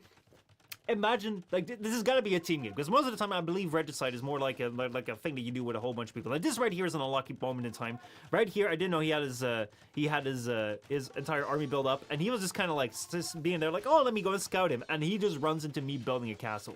This is the most unlucky thing that I could have run into, and I think that one of the things I've noticed as I'm starting to play as a new player here in this game is that you always assume that your opponent is way better than you than you are, and that they are, basically. You always assume that your opponent is like one of the best players you're ever playing against. And this castle, by the way, if I can click on it, can I click on it? Can I click on that? I can click on that. Can I click on the castle? I'm not seeing any information on the castle. Right, I believe that normally you would see like how much percentage there's on this castle. But yeah, this castle was like pretty well done. I kind of wanted to see it because I lost a whole bunch of stone of not completing it. But yeah, anyway, as I was saying, if you're a new player in Age of Empires 2, one of the things that you tend to run into is like you see your opponent do something and you think that they have an entire master plan behind it. They have everything sorted out. They have their eco running. They have everything running. It's perfect. Whereas you are out there and you're just like completely in the dark. I think that that's something that's very common for me and my friends who like play this as raw new players. But I also think it's something that's more shared with like more people online. You always feel your opponent knows more than you do. And that's also something that really happened here. It's like the moment I was right here. I'm just gonna go back to this moment real quickly, just for a second. Right over there, right here we are. This here is literally a moment where this guy has put a whole bunch of like resources into his army. He's actually gonna go forward right here with his army just to go and scout about it a little bit. I kind of want to see what his perspective is like. So this right here is what he can see. Anything that is completely dark, he can't see. So right there. He can't see any of this. He's just going out here to scout, and he's put a whole bunch of resources into like building a moderately sized army. Like he's got like an army of 30 right here. He has some archers. He has some like I think like camels over there, and then some pikemen. He has a pretty decent like constitution of army, and all of a sudden he runs into my castle. He could not have predicted that I was going to do that, and this is a perfect find for him. I see this, and I already think like, oh my god, he's super far ahead, his complete army. This is all he has. This is literally all he has, and that's why it's so important if you run into someone like who's attacking right here. This is like his main push, but that doesn't mean that he has you by the O's. if we're going to use HyperX's terminology for bulls, he has you by the O's. He doesn't have you by the O's. Because right here, he might have like that push. But this here, there is nothing.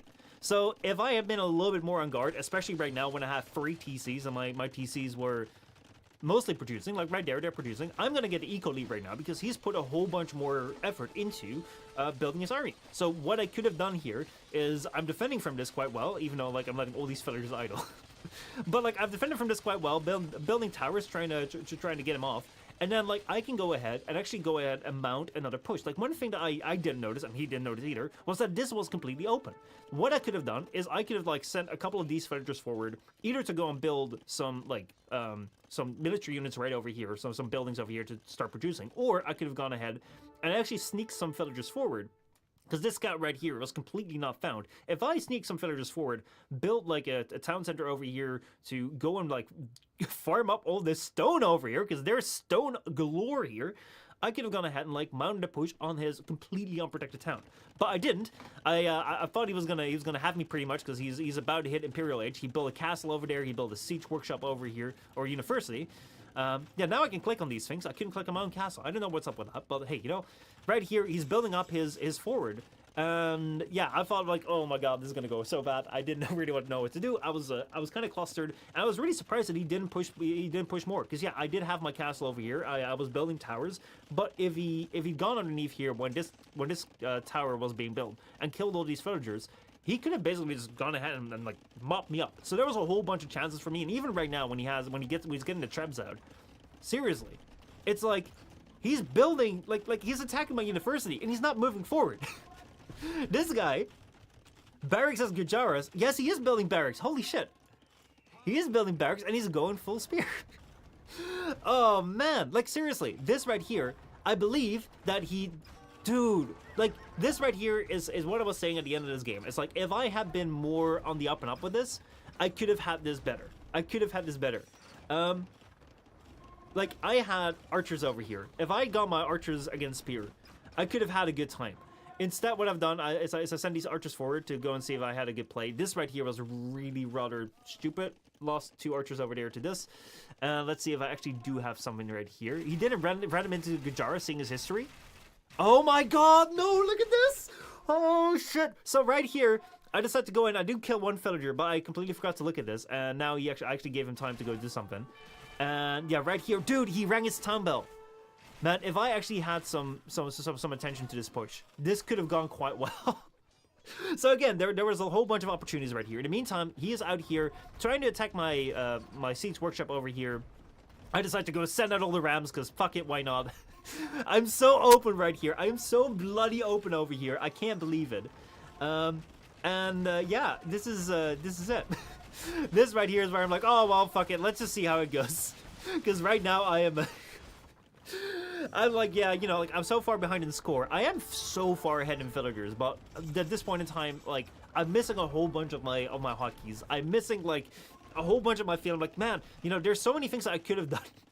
But at this point in time, I'm just like overwhelmed. I'm like, yeah, this is gonna require me at my A game to recover from this, and I'm definitely on my D game today. So, you know, we're just here. I'm seeing that he's taking everything down. I'm like, I'm just kind of waiting for him to come forward and finish me off, and he hasn't really given me a reason to. And then here it comes, like, oh yeah, finally, now I can say GG. Oh, I was waiting on this, man. I was really, really waiting on this. You could have done this like 5 minutes ago, but you've done this now, so GG, and thanks for the game, you go. I definitely outboomed him very hard, as Martin M says. And if I had a little bit more of my feel to it, if I wasn't playing a civilization that I've never played before, and if I wasn't playing for the first time in 2 weeks, I probably would have done a little bit better, because man, did I have a whole bunch of resources. This right here is the biggest crime. Look at how many resources I'm floating. Look at how many villagers I had idle. This would have been totally situation where you go ahead and like build an outpost somewhere, build up an army and strike him. Seriously, I should have, like, looking at this, I feel somewhat ashamed that I didn't send like all these people right here. Like, look at all these villagers over here. They were completely unnoticed. This gap was unnoticed. I could have sent this right forward. I could have seen that, you know, like he's out here. He's only having skirms. There's no big army over here. Let me go and build right here. Let me go build things out. I had Imperial Age as well. I could have had this, but I knew at the time that it wasn't in there. So yeah, it was the classic 6k wood float. Oh my god, man. This is a game where it's part of the journey, but are you proud of it? I guess it's like children, right? You can be very proud of like one of the children that you have, and then the other children you may be less proud of, but you can't be disappointed in them, so you gotta own up to all of them. So yeah.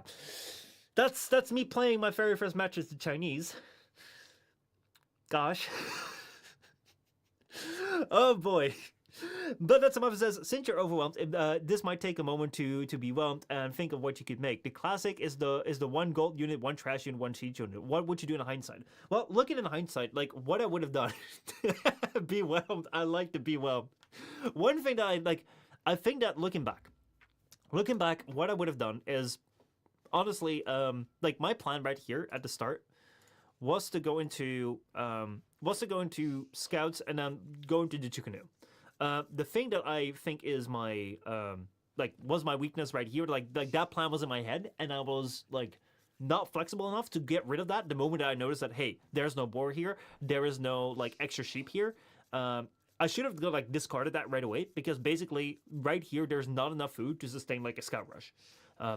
A scout rush basically requires you to like, or at least I believe it requires you to go and take in like your hunt and taking like your freely available food before going into farms, so that you can get your scouts out quickly, keep your villagers producing without wasting too much wood into farms that are required for like getting the scouts out.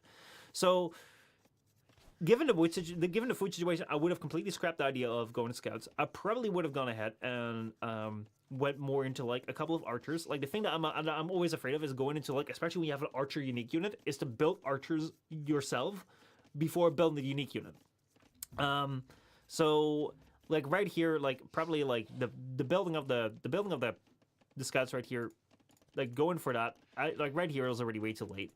So yeah, right here probably shouldn't have built the stable. Probably should have just like taken a look at like, okay, done a quick peek. It's like what he's doing. He's wool up, right? Let me, instead of like going for scouts right away, let me go build up towards castle. Actually, like that's something that I did try and do.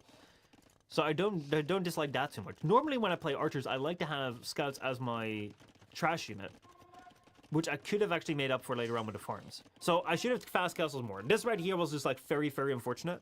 This right here was like my biggest unlucky moment.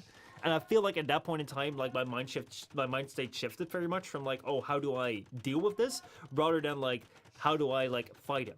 I think that actually was my biggest mistake after that. This right here, this was super unlucky. I don't get anything about this castle right here, which is very unfortunate. But yeah, this right here was super unlucky. I lost this, and then like it was for me like I have to survive basically. But instead of doing that, like right here, I woke this up. What I should have done right here, looking in hindsight, looking at how much he didn't push me as at this point in time, I should have gone forward with these villagers right here, and then started massing archers from archery ranges and scouts. Probably would have gone archer scouts, and then yeah, what would have been a good siege unit alongside that?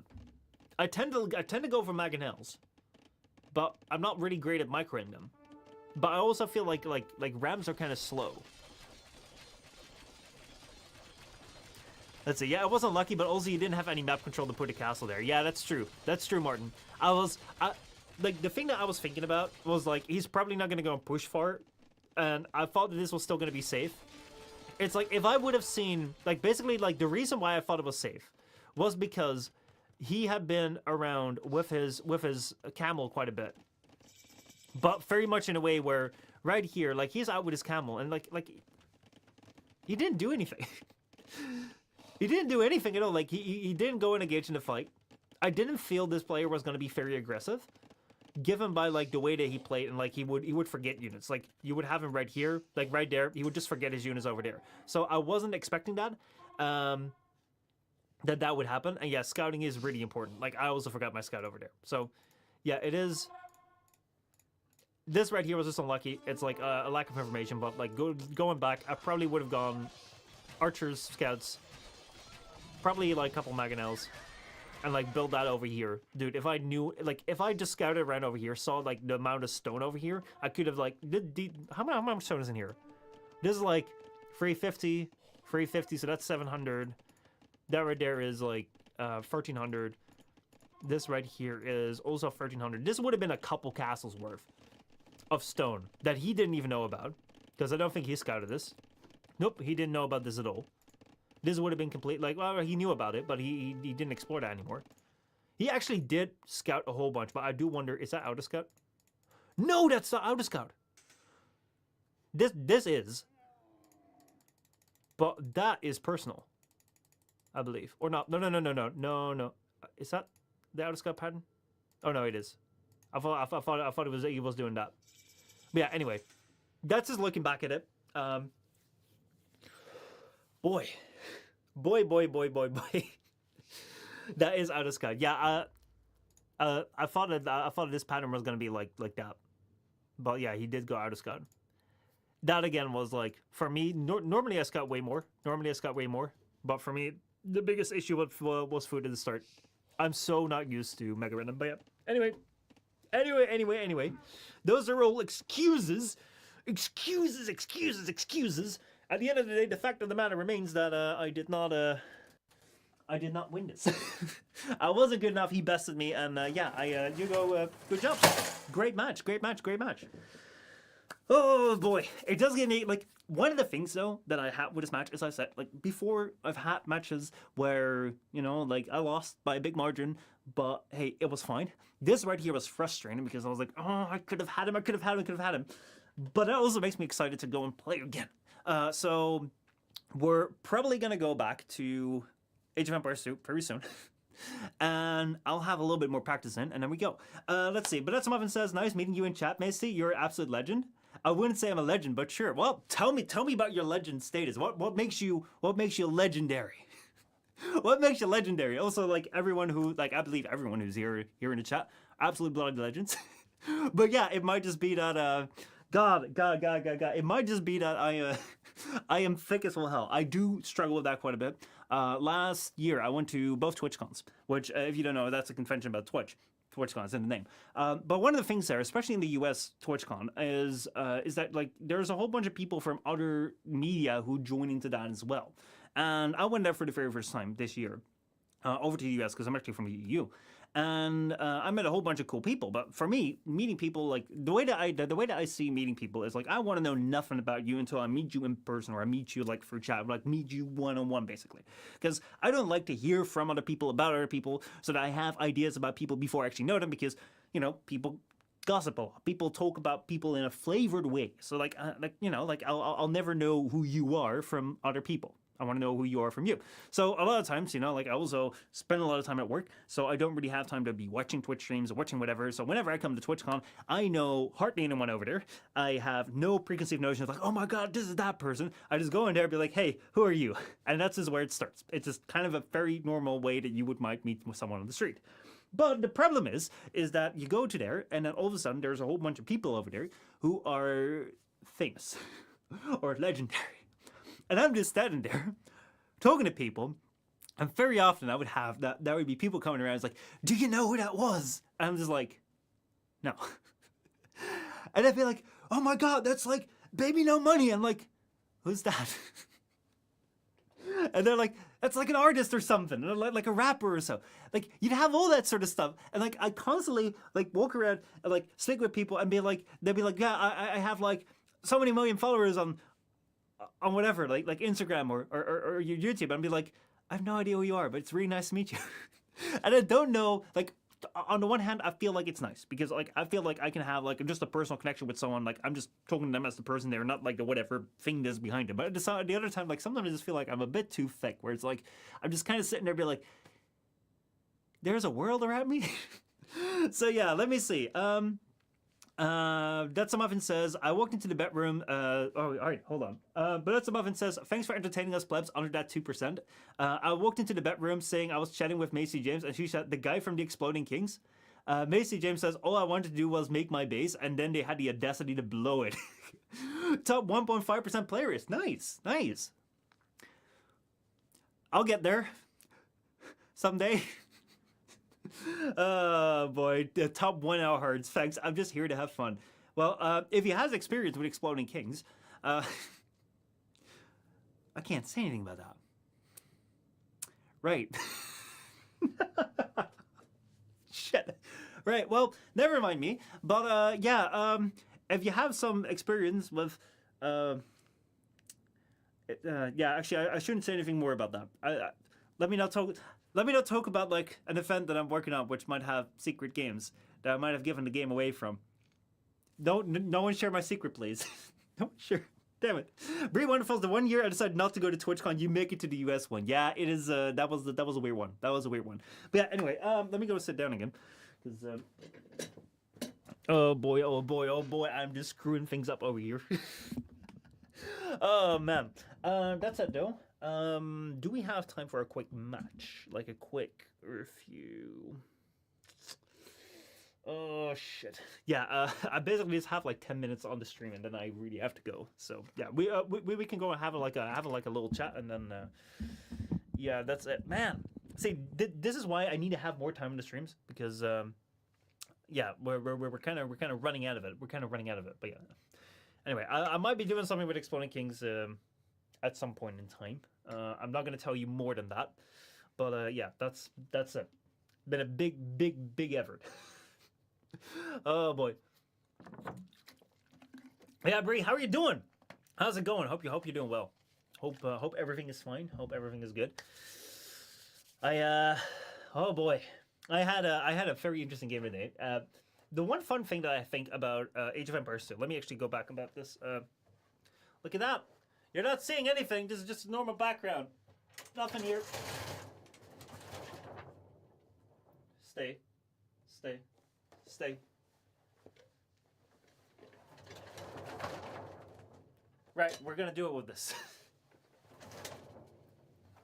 The one time you feel like, oh man, I can just do it like halfway. I don't have to put in all the effort, and then you realize you have to put in all the effort. One thing I really like about Age of Empires 2, which I don't think I've mentioned really before, but one thing that I really like about Age of Empires 2 is this program right here, Capture Age. And the reason why I like it is not that that's being made by people who are like, I believe, are just from the community who decide to like build this thing, and then they built this thing into a program that actually the game has kind of adopted, and they've actually made their own DLC. It's like, dude, like what a pathway. What a pathway. I've actually spoken with the guy who like seems to be in charge of this, but I've like that's just kind of been like introductory, being like, hey, you know, I have some questions about the game, that sort of stuff. I've never really spoken about his journey. I would love to learn more about like from start to end, like how his journey has been, because that seems like it's a wild journey. But anyway, the thing that I love about this program is not all of that. The thing that I really love about this is the way that it reshapes your focus on the game. So today I've had a pretty not amazing game. Let me put it that way. I ended up losing quite a bit, even though I had a big eco lead, so that was kind of on me. But the thing that you have right here is in this game, even if you lose pretty badly, it still comes out in a positive way. Like, I come from games that were like Apex Legends. It's a game, it's a battle royale where only one team can win out of the 20 teams. That means that most of the time you don't really win. You don't really have a good time. And that's also where like a lot of times people have this feeling from like you can't stop on like you can't stop until you win. And then people keep playing for the night and it feels bad, and you have people kind of raging at like, oh man, this game is bad, this shit. And I don't really get that with this game. And the reason why is that I feel with especially shooters like Apex, where you have a lot of optimized like algorithms placing you in matches where sometimes you win and sometimes you lose. A lot of it is very much focused on like, you know, you go into a match, you lose, you go into a new match, you lose, you go into a new match, you win, you go into a new match, you lose, you go into a new match, and it's very much focused on like just go and go and go. Just pull the lever of the slot machine, and not necessarily about like what did you do to improve yourself? Like what can you do to improve yourself? Where did you go wrong?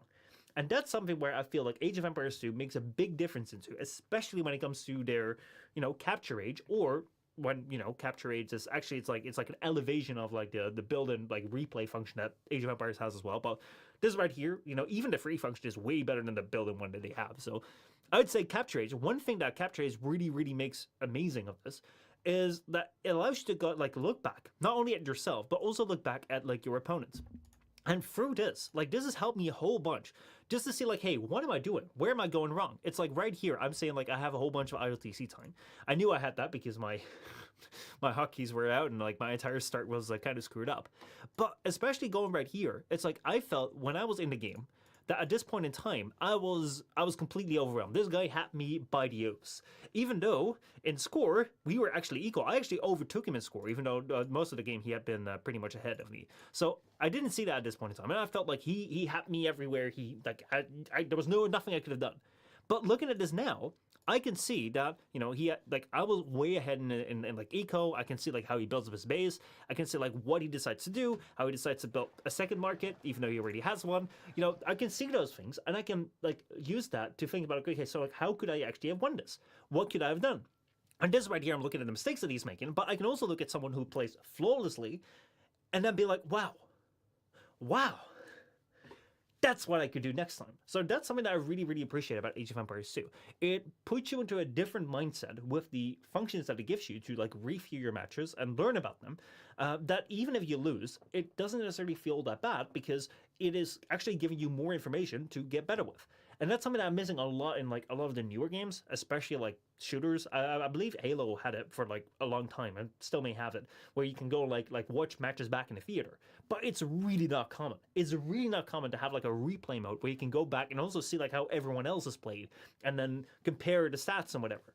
So yeah, I think that if there's something about this game that I think really makes it stand out and really makes me like it more than other games, it's gotta be this. It's gotta be this. Man. So yeah, let me see here. Mason Jim says capture is great, helps a ton in terms of improving and learning. But that's a Muffin says it single-handedly made age a watchable thing. I was watching some clips of old casts, and I can't imagine watching those and figuring out the builds. The other day, I wanted to figure out one from Koala. Took me 7 minutes because Capture Age told me all I needed to know. Oh boy, one of the things though that I do need to figure out, like I believe that you have actually helped me out with this quite a bit, Muffin. Let me go and take a look where that is. Let me open the Discord. Like one of the things I do need to figure out is like how to find games properly. Like I've been trying to like figure out sites everywhere where I can like watch some games, because like one thing that I do like to do sometimes is just like go and look at people who know what they're doing and then take that information to go and like learn from. So that's also something that you may have seen on the channel, is like I've gone ahead and like found some games online from people who know what they're doing and then like trying to like learn from how they're playing and trying to implement that, which I think is really, really great. Also, Macy, thank you so much for that follow. I appreciate it. But where is this? What, like it's kind of hard to find sometimes, because I remember I had a series planned. I had a series planned about like Nomad. I was like, I'm gonna go do a Nomad game. I'm gonna do a Nomad series because Nomad is a different game mode in the game, and we're gonna start out by looking at Muffin. Thank you so much for that follow. You weren't following it, damn. Anyway, what I was saying is I've lost my train of thought. But yeah, Nomad. So Nomad is a different game mode within Age of Empires 2. Actually, it's like a different map where basically you start out with no TC and you start out with villagers, and then you have to find your way around and you have to do something different and all that sort of stuff. And I was like, okay, so let me start out this entire series. Like, I know nothing about this. Let me start out by watching someone who knows what they're doing, play a game. And at that point in time, I was talking to another creator called Daniela AoE, who makes great content about Age of Empires 2. She knows way more than I do. Way more. She's way better than I am. So if you actually want to see someone competent play, she is a great one to go and check out. I don't have her on the caster thing yet. I do have a shout out system. It's still being worked on. But anyway, Daniela AoE, Daniela_AoE on Twitch, by the way. I think.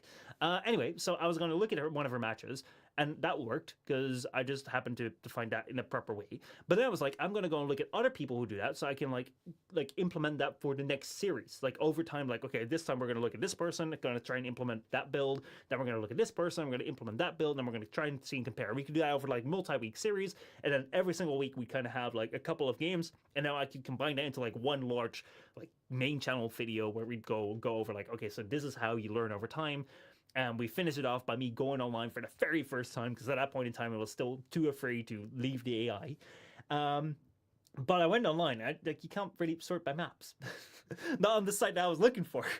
So yeah, that's been kind of rough for me. Though I do believe that Muffin has been helping me out right here. Muffin right here, Brownie here in chat says, this is a resource you might like for the stream later. I saw this come by, but I'm just gonna go check this right here. All right, so this right here. Whoa, dude, what is this? That is so cool. That is so cool. That is so cool. Okay, here I go, freaking out about nerdy shit. But hey, okay, so right here we have, oh man, let's see. But that's a Muffin. Sad news. Misha Postma's EAPM last game was similar to my normal one. What? Have you found my game? Have you found my game? Actually, let me go take a look at this. Let me go take a look at this. Let me see. Game is over. Watch more. No. Statistics. My APM right there. Oh wow. Dude, this reminds me of that one game that I played. When was that? Where I was like, dude, this guy is really where I was like, oh man, this guy that I played against, he had really high EAPM, and I was looking at mine. Where was that? Let's see. Do I still have this over here? Man, I have so many. Like, it basically saves all the stuff that was it Lorden? No, it wasn't Lorden. It was Murden Chodo. Dude, Martin Chodo, I'm so sorry about you. This right here was that match. This was like my shame. This is like when I play somewhat decently, and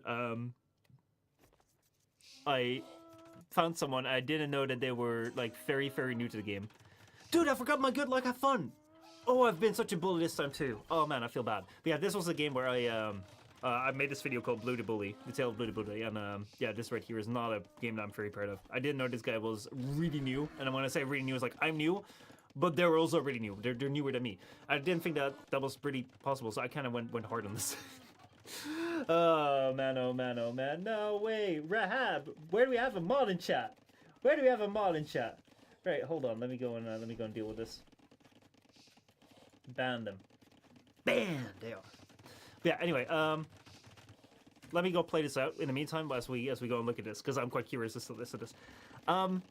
Yeah, basically basically I beat this guy pretty bad and it was kind of sad, and then like. And then at the end of this, like, dude, let me go and look at this. Oh, man, this guy was super high APM, and I was like looking at mine. That was not my greatest experience. I don't know why I'm recounting that to you. That said, though, let's go and look at his AoE stats. This is insane. So, like, we're looking right here at the Chinese, so we can look at how much they're played. Dude, that is insane. Dude, this is so fun for content. This is so fun for content. So we have a win rate. It has a 50% win rate, which I don't know how well that compares to other civilizations. Let's look at the Vikings. All right, so they're a little bit worse than the Vikings. Dravidians are worse than the Chinese. 50, 50, 50. I think everything is somewhat around 50, but then that means that the percentage points themselves are more impressive, basically. But yeah, the win rate is, the play rate is about 2%. If we compare it to the Vikings, that is also 2% or like 1.3. Yeah, I guess we should expect very low numbers on this. 3% of the Huns. Dude, I know why these Huns are being picked so much. Because Huns used to be my favorite, too. I loved to pick Huns when I was brand new because I didn't have to worry about making houses. Can we see anything here? Let's see, win rate versus game length. All right, so you can see right here, win rate by patch, win rate by rating. Oh, right, this right here seems to be like how many people win with it, and especially at what elos. All right, so that kind of goes up. Play rate by rating, so it goes down. All right, play rate by patch. Did they just get a buff? Does this mean that like all of a sudden they got buffed? Oh boy, I personally hate playing hunts because I can't make houses to quick wall, and I'm an anomaly. I can feel that though. So like, I haven't gotten to the point where I can quick wall yet.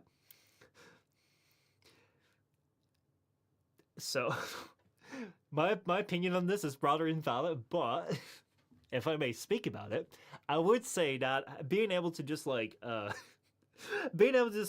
build houses, especially in like part of your initial wall, but also just be able to build houses to defend a little bit, it is quite nice. I do quite like it. A friend of mine loses games a lot because of not being able to quick roll, but that's what says. Yeah, I think that is one of my that's gonna be one of my weaknesses too. So like if I go here, all right, let's go talk about what I believe right now are the stages of Age of Empires 2. Please, all the experts in chat, feel free to add on to this or adjust this if you feel like I'm going off script or there's something that I missed. But if I look at the stages of Age of Empires 2, I believe that there's a couple of things where you are as a player, and you have to kind of learn that over time to get a little bit better. So first of all, you're in what I would call stage 0, where you just have no idea what you're doing. Like you don't even know like what build something or like what to do, and that basically starts out with like you have your TC right over here. The TC is like that 3 square building thing. You have like the little thing over there where you slaughter your sheep, and basically you just like get your fillers out, and you just kind of like leave them standing around, or you're just like, ooh, there's some gold over there. Let me send them over there. Ooh, like there's like water over there. Let me send them over to the water. And you just don't know really what you're doing. A lot of times you're playing against easy AI, and that might still be challenging. That's right here. It's like I think that if you're in this first stage, like your first step forward really needs to be to just kind of learn the resources, or at least that's what I had to do. Learn the rest. Learn what the hell like that's doing.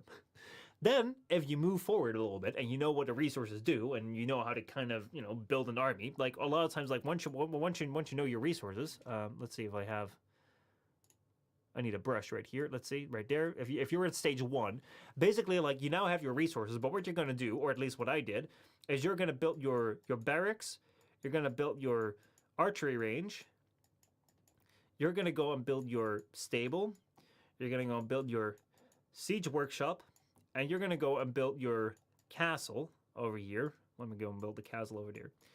And then what you do is you make like pretty much one of everything. And you just click all the buttons. Like this is literally what I would do. Is I would go ahead and just like you have this little menu, right? And you have like your units right here. Like you have unit 1, unit 2, like you have your trash unit, your gold unit, or your gold unit, your trash unit, your other units. I would just go and spam all the buttons. Spam all the buttons, make a big grouping army like this. And then just go attack once you hit Imperial Age. I think that the moment that you can kind of do this, in my experience, your next step should kind of be like learn build orders.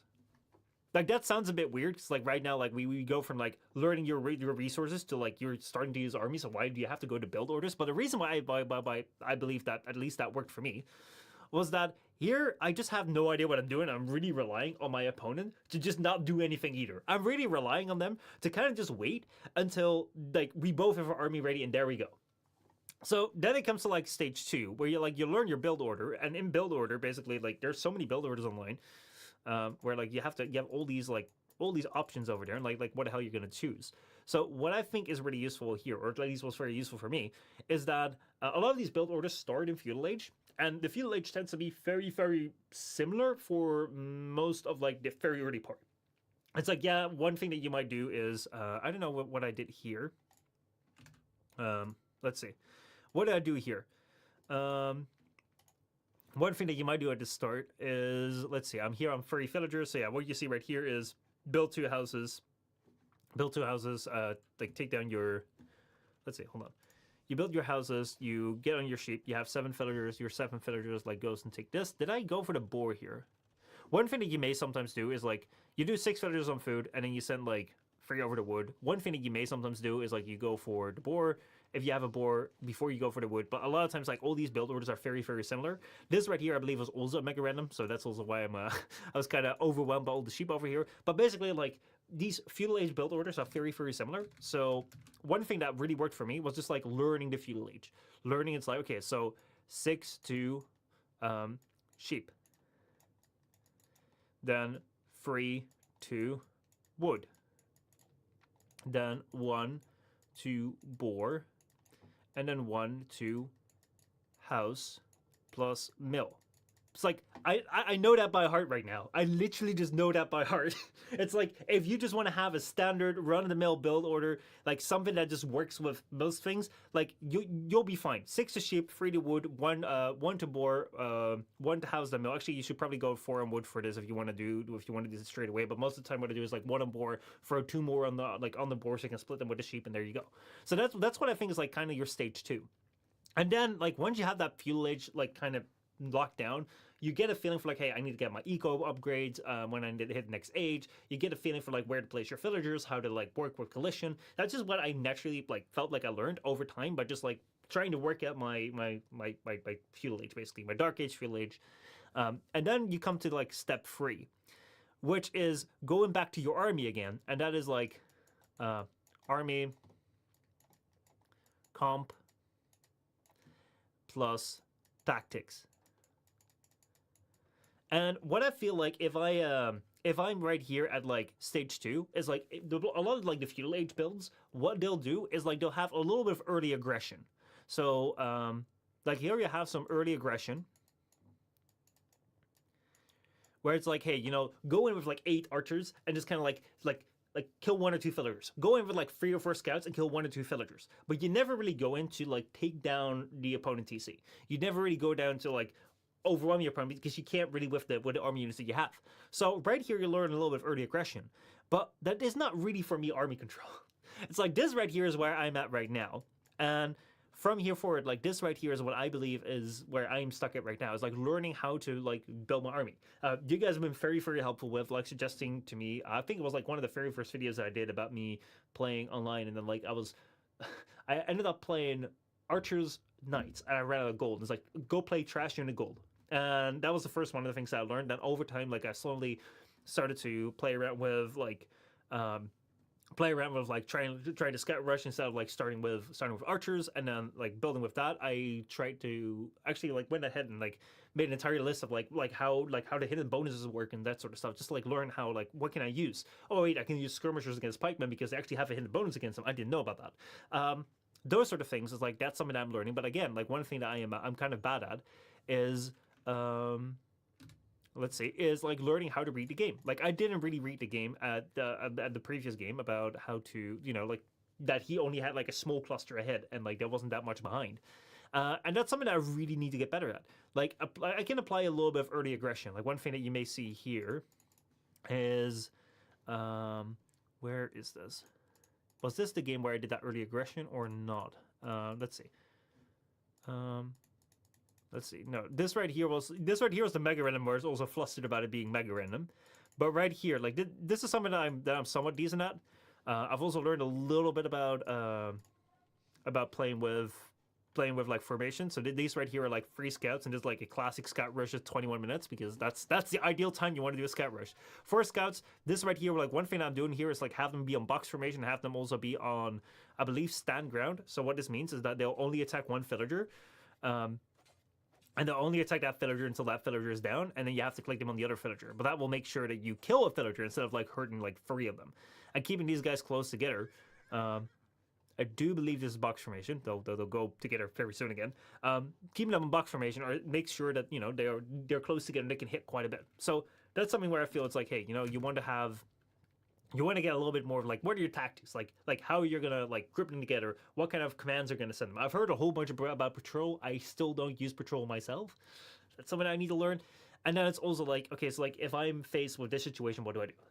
And I think that next up, once you have like learned a little bit about like how your composition work, how your general tactics work, then it will kind of go back to 4. It will be like more the macro style where it's like, hey, so you have that natural intuition of like you have your eco and you have your army, and you have like you have this feeling of like the ebb and flow of them and like how you're gonna balance them around, and when you can like use the tide of the battle to like, okay, so I'm gonna send like I'm gonna lower my eco, gonna go full on army and like push this, and now I can like recover and like hold the line. Because one thing that I was really surprised by today is like I got completely breached, but I was able to like hold off a little bit and then like build up an eco.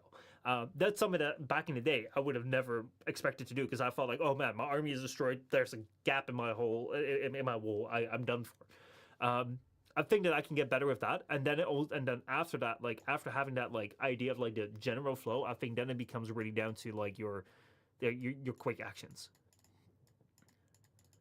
That's really bad, but basically like your quick actions, like then it becomes a matter of speed. It's like how quickly can I perform all these actions and how quickly can I switch. So if I have this general idea of like how my flow goes, if something happens, how quickly can I switch and how quickly can I like micro my units and do that sort of stuff. That's the way that I feel sort of this might go, and I feel like I'm kind of here, and probably there will be a lot more. Mason James says eventually these stages will loop back around.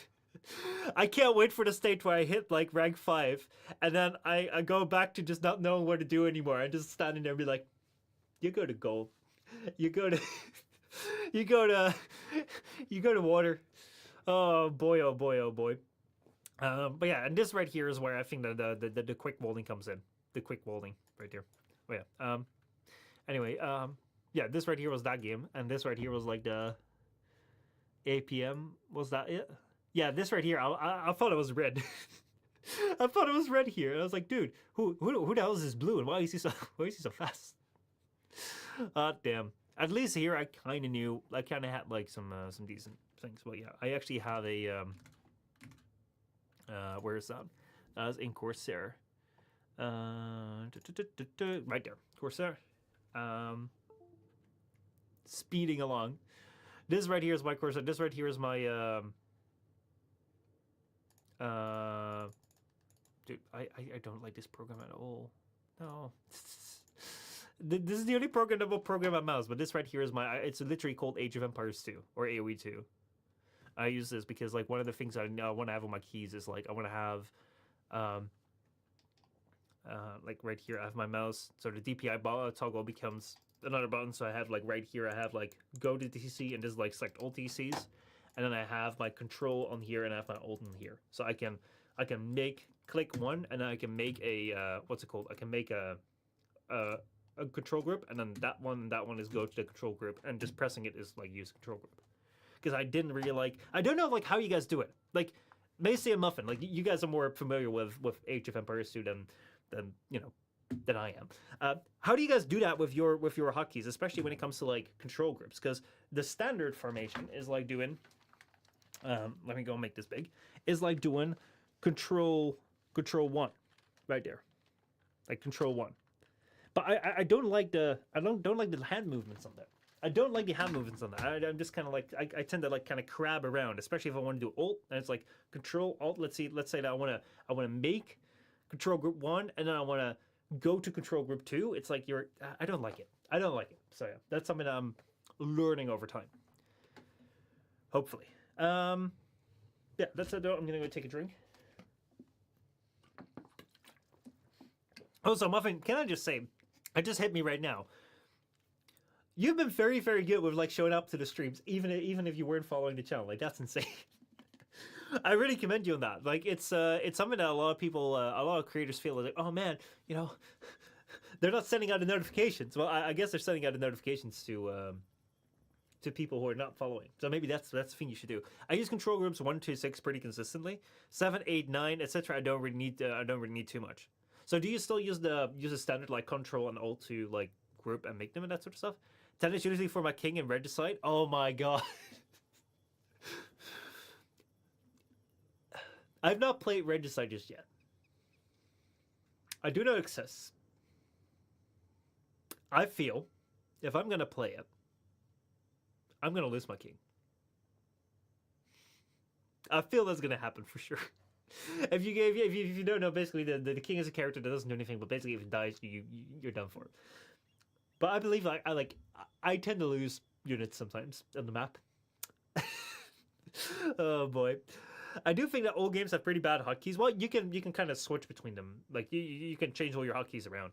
But yeah, this is getting used to it. But some officer says I'm not that used to Twitch. I just forgot, but I've been looking forward to this content. Well, I also really want to like look at your game because you submitted the game in the Age of Empires thing, and I actually did have that prepared. I actually did have that set up because I really wanted to look at it, but we didn't have the time for it thanks to the technical difficulties. So yeah, we go to replays. I do believe I have it right here. Where was it? Hold on. I think that I have it here. Yours was on the 16th, I believe. I don't know where it is. Right.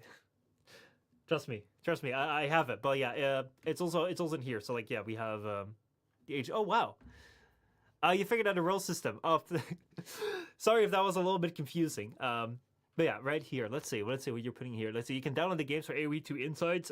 You can't analyze the game from there without opening the game as well. All right. You asked for the streamer to find games for live games cast. You use this dashboard. All right, let me go take a look at this. This is so useful. This is so useful. Can I sort by? Yeah, so this is right here is like I used to use this AoE2.gg, which also seemed to work all right. But then like if I wanted to like look for games, it's like I wanted to find matches. Like it wouldn't really let me search by maps. But this seems a lot more better. Look at that. This right here we have ongoing. Whoa, we can look at matches that are playing right now. How do we look at it? Whoa, dude, there's so many stats over here. Whoa, this was the castle one. This was the castle event. They had like they literally had like an event in an actual castle. That was wild. I saw some pictures of that. But yeah, that's great. I'll look more into that. And you can download the games from here. AoE2 Insights. Most players are from the United States right now. We have people live streaming. How many live streams are here? Let's see. We have actually like there's someone with 5 viewers. All right. Well, we have to try better. Maybe, maybe one day we'll make it on here. We'll be out here. Dude, that's why we have analytics. Dude, I like these maps so much. I study AI and I've worked with a whole bunch of data sets. I love when there's a whole bunch of data. That's amazing. He's a hacker indeed. Let's see. There's a recent one. What is this right here? This is 1v1 random map versus team random map. Oh, look at that. There you are. So,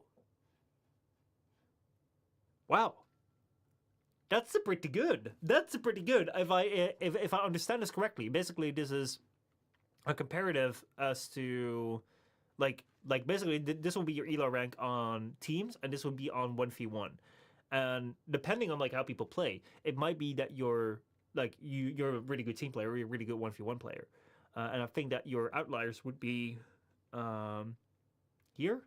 Like this right here is a really good like 1v1 player, but then a 1500 team player. How funny would it be if you had outliers like over there? Like you don't really have that. Like people do follow a trend, but like that's pretty damn good. That's pretty damn close. Let's see. These kinds of research make it possible for us to know who your opponent was and where he was from. Damn. I have a Jarvis now. Y'all be my Jarvis. I'll be like, Jarvis, please go look up. Please go give me more intel on this. Please enhance on this player. Yeah, put Macy in there. In here, let's see. Search Macy James 2. There you are. Macy James. Or was it Mass? I'm going to assume it's Macy James. But then I want to know what happened to Macy James 1 on Twitch. What happened to number 1? Alright, let's see here. That seems to be... Yeah, that seems to be what we look for. Yo! Something happened here, though. Something... I guess we don't ask about what happened during... What is this? During the September. We don't ask that. We don't ask about what happened here. Oh man. It's called automatic decay when you don't play. Oh, I see. I mean, yeah, I guess that makes sense. It's like July to November. What did you do in the meantime? It's over like 1600. You dropped 1600 from not playing. I mean, like I haven't done ranked yet. I've only done unranked because, as you say, like I'm still. I'm still kind of rough around the edges, and I don't dare to do ranked yet. Oh wow, look at that, a Chinese game. Unfortunately, I can't download it. But oh wait, no, there was something. It's like AoE Insights. That's where you download it. 7 days ago.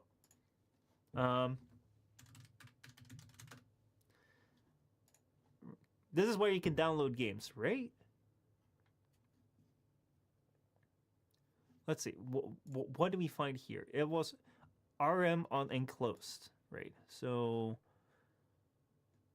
yo, that's a new map. Brain Rot Jail. When did they add that? I guess these are not the names of the maps. I guess they're the names of the things. Wei Zhang, how's it going? How you doing? Well, already live for 2 hours? Oh, shit. Yeah, I have to be up at 5 by tomorrow. Yeah, we're gonna keep going. We're gonna keep going. That's the problem for future me. Enclosed is this set. This right here is enclosed. Is Goths versus Bulgarians. More matches. Let's see. Thanks for the membership. Wei Shang says, yeah. Thanks to Afim. Afim came in and gifted 10 memberships on YouTube, which is wild. Let's see. Land Nomad, Arabia Hideout 3 weeks ago. I thought this was closer ago. Why need to wake up so early? Well, that's what we call swimming practice. I do some swimming. I've been doing that for years. I don't do well when I don't swim, basically. And yeah, the pool's only open very early. So yeah, that's what we need to do. But yeah, this right here seems to be, it was 7 days ago, but I can't, let's see. The 2 below that one on Arena? It was the one on Arena. Oh, wait. Oh, I see. I was like, Arena. Yeah, no. You're right. I was looking at enclosed, but it was there. Right, Arena. We had enclosed. We had Arena. This right here. There we go, Chinese. All right, so then we click on this. Man, I feel like I'm old. I feel like I'm old. I'm like, right. So what do? Now we click on this, and now bring the mouse to the top right corner of the screen. Yo, look at this. All right. So this already shows like, man, this is what. It shows chat. Wait, does it show your chat? It shows your chat. No, it records my chat. Oh, I gotta be super scared right now. Let's say we have. You want to manage Chinese? That's impossible. I know. I tried, Wei Shang. I tried. I tried to play Chinese. They're one of the harder civilizations in this game. But if you play them right, if you know how to play the Chinese, they're fantastic. I believe they're fantastic. But yeah, let's see. Save games right here. Download. Right, I've downloaded this. Now what I'm going to do is I'm going to extract it.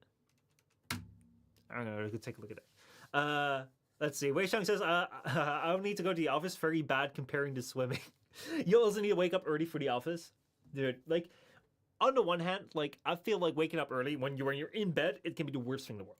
But when I'm out, I feel like I'm already, like, up and active before everyone else is, and it kind of feels good. It kind of feels that there's something about it that just feels nice. Let me go to my save games folder. Right there, that's 912. Right, let me go take a look as to whether I can find this here. Single player load game. Now you can put in your X folder. Yeah, I think I found it here. 912. That's it. Right. Right. Let's go take a look as to how this is properly played. Let's go take a look at how this is properly played. You know what? Screw it. We do have time for a game. We do have time for a game because this is so good to see. I love it. Everything else here is fine. Let's do this. Hold on. Yeah, I think that's all good. Let us go, guys. Welcome to a brand new game. All right. Welcome, everyone, to a brand new game in Age of Empires 2. Today, we're looking at Macy James right here, who is playing as a Chinese. Now, who is this player, you may wonder? Well, you can ask him himself in chat. Macy James has been joining the stream today and helped me a little bit with some insight as to how to properly play the Chinese. Now, one thing that I'm wondering about is like how I can't move around here. Can I move around? My mouse is stuck right now. All right, so we're gonna have a very interesting stream right now because I cannot move. Okay, I found a way to move with my mouse, and I think that we're just gonna have to figure this out. This is not correct, but this is the way it is. We're here in the arena. We're here with Macy James playing in the Chinese, and we have a smiley face playing as the Teutons. And the Teutons right here are a civilization that I have not played all that much, nor do I know much about. But what we see right here is that they are not really a naval civilization. They're not really an archery civilization. And they do seem to have more infantry, just going off the technologies. But yeah, right here we have a match on Arena. And one of the things that's great about Arena is that on Arena you have a little bit more time to yourself, because one of the things that you see right here is that these players, they have a bit of a wall, and the wall protects them, as walls should. And because of that, you have a little bit more time to boom up, to make mistakes, even though it seems like they're not really making that many mistakes. Look at those idle TC times. We have 42 seconds for Macy James and 0 time for a smiley face over here. Yeah, I'm just gonna call him smiley face. I have no idea. I have no idea what to call the Teuton player right here. But yeah, as you can see right here, they have all the time they need to go and have some fun. Take out the walls in the back because you can access your resources better. And it seems like Macy James right here has a little bit more of an extra space. Now I wonder, did you know about this at this point in time? Probably. Well, not entirely like that was over there, but yeah, there is quite a bit of space over there. Let's see whether that will be possible. Let's see. Macy James says it's a she and call her Crab, short for Crapsicle. Ah, I see. So Macy James is playing against Crapsicle or Crab, as I shall call her. And thank you so much for that extra information. I really appreciate it. But yeah, here we are. Crapsicle, she's out here gathering the sheep, going on, let's see, 7 villagers right here going on food, pushing into hunt as well. Are you guys both on hunt? Let me see. Yep, both on hunt, bringing that boar. See, this is like the big difference between like me playing this game or, you know, Macy James and Crapsicle playing this game, because look at that. They haven't really touched all that many of their sheep, and they're out here taking the hunt. Nicely over there. We have the mill coming up over there. We have houses coming up on the back. Now, one of the things that I wanted to kind of look at is like, how does a good player play the Chinese? Because I just played the Chinese. I was completely out of my element of it. And yeah, I kind of fumbled it pretty hard. And one of the things that was... that was very curious about that is like the Chinese start with less food, so your start is very important. Now, we have Crab saying that a trush is incoming, which means that a tower rush is incoming. Which is really kind. I didn't know that was something that that you were supposed to do as a player online at the start. Just tell people what your plans are. But I'll try and start doing that now. That is wonderful. Well, anyway, let's see what the houses are being built right here alongside the wall. We have Crab going out and and checking around to see what the activity out here is. And yeah, she is making a joke. I was kind of anticipating that. I didn't really see the villagers on stone for doing the tower rush. I would explain, but it'd take a while. I mean, you're more than welcome to explain, because I guess this match is not going to be over in 5 minutes. But yeah, but some of says this is a lobby game, not a ladder game. Basically, the games that I'm playing them, I guess. So it's like unranked, which I think, like, I've not played ranked. It seems like very scary to me. There will come a time where I'm definitely going to play ranked, but before I do that, I do want to go through the 5 stages of Age of Empires 2, which I talked about a little bit back. We have a little bit of a scout war going on. Seems like this one is gonna be forfeited. Ah, no, it's not fair. It's a one-on-one battle. It's a one-on-one battle. You don't bring it back up unless these 2 villagers are out here just to go watch. I mean, a watch party's always good. You know, you can have supporters out there, but please. If you have a one-on-one scout battle, it's got to be one-on-one. Anyway, that scout is ready to go and sail the high seas again. Let me see like how the scouting is for both players. Meanie soon be. Oh no, we're gonna have a lot of like inside chat right here. which I don't know what is worse. I don't know what is worse. Either like for Macy James to see like this personal chat be displayed right here on stream, or whether it is me reading out these chat messages being completely oblivious to their meaning. I'll try and ignore probably as much as I can from what I don't understand, but we'll figure it out. Anyway, as we see right here, Macy is out here exploring the map quite well. Look at that scouting going on. Like, one thing I really appreciate is, hold on, what is that? That's Crab Scout. That's Crab Scout. I think I do this right here to switch. There we go. Or not. I forgot how to switch. All right, hold on. Sorry, I gotta go figure out my settings. Well, what else is again? Casting account hotkeys. I also don't know why my mouse is acting weird. Return to map. Let's see here. Tutorial right here. Next. Right button, click and drag, or edge scrolling. All right, so that was edge scrolling right there. Mouse wheel zooming, selecting units. I know. I want to select the other. Like, I knew how to do that back then. How did I do that before? Let's see. Alt F, Shift right click. Oh, that was it. All right. Okay, I figured it out. All right, so there we go. Now we have crap right here. We have purple over here. Also scouting quite well, because in my last match I didn't really scout all that well. But here we go. We have the sight of both players scouting around. And yeah, as we're seeing here in this very normal match, it's going to be quite alright. Mason James is saying, well, there's a reason the lobby was called Brain Rot Jail. Right, I see what's the level that we can expect. Well, what we can expect, though, is that purple is now hitting Feudal Age. Feudal Age coming in at a precise 10 minutes and 36 seconds. And about 30 seconds behind that is Macy James, coming in with 26 to 23 villagers. This right here is the Chinese advantage that I believe that you have if you, if you play it right. You can have a couple of villagers ahead, a couple of lead right there. Even though Macy James is a little bit behind on TC time. That's about like 1 to 2 villagers on TC time, but still 2 villagers ahead because of the Chinese. So that's a great start with this civilization basically. Because you have that extra villagers, I believe. That said, though, we're now gonna come into the time where holy shit, look at that fast castle though. 25 seconds, yeah. So it's about 2 villagers. I was right. I still somewhat know what I'm talking about. I gotta watch out, though. I gotta watch out, because one of the things I've noticed is that I like to, talk a little bit about these games, look at the games that I'm watching, and also like give you a little bit of insight as to like what I understand. And I get it. My understanding of the games isn't the best. It isn't really like I don't know that much about it. I do know that these villagers out here are kind of, yeah, they're kind of like standing there, kind of like thinking like, where do I go? Where do I go? Do you move? Do I move? Do you move? Do I move? Do you move? Do I move? That's a lot of villagers right here. It's pure skill. It is pure skill, as Purple says.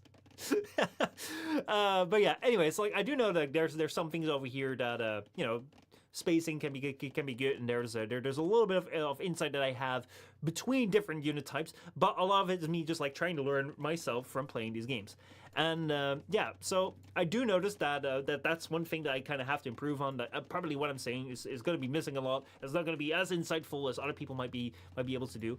And at the same time, one of the things that I also want to do is make sure that it's a little bit entertaining. I'm not giving you the raw facts, because again, I know that my knowledge is not that great. But some people have said it's like you got to be more aware about what's going on. Some people have said it's kind of like a bit boring to watch someone who doesn't know anything about what's going on to talk about what's happening on the screen. And I've learned from you. So what we're going to talk about right now is the grade migration.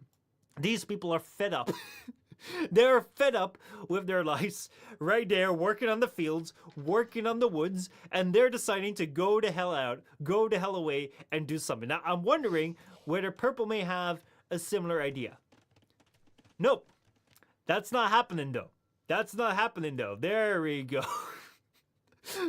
But that's what says, alright, this is an anomaly. Yes, something is happening right now that you normally would not understand, would not expect, and that's a castle. There is a forward castle coming in. I'd love to see Purple's perspective on this. Purple is not seeing anything. Crap right here is not expecting anything. The scout has been lost at some point in time. This right here is my blindness. I didn't know anything about that. And I do love, like, this is the awareness that I completely lack.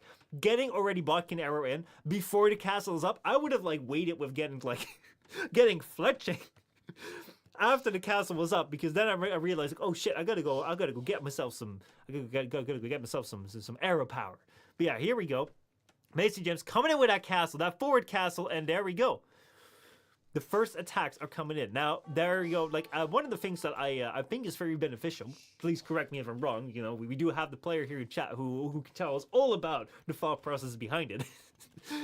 I can only be wrong here, but basically, like, the one thing that I expect is really, really good about this forward castle is, first of all, they kind of put your opponent on the back foot. They gotta go and, like, and build this wall right now. They gotta go change up their plans. We have these villagers right here punching a stone wall, which, if you play Minecraft, makes a whole bunch of sense. You can go punch yourself through some stone or punch yourself through some trees, but I've actually tried to punch myself a hole in the wall, but it doesn't really work all that well. That's actually not a joke. That's actually not a joke. I actually did one day kind of try to punch a hole in the wall, and it kind of like broke my wrist almost.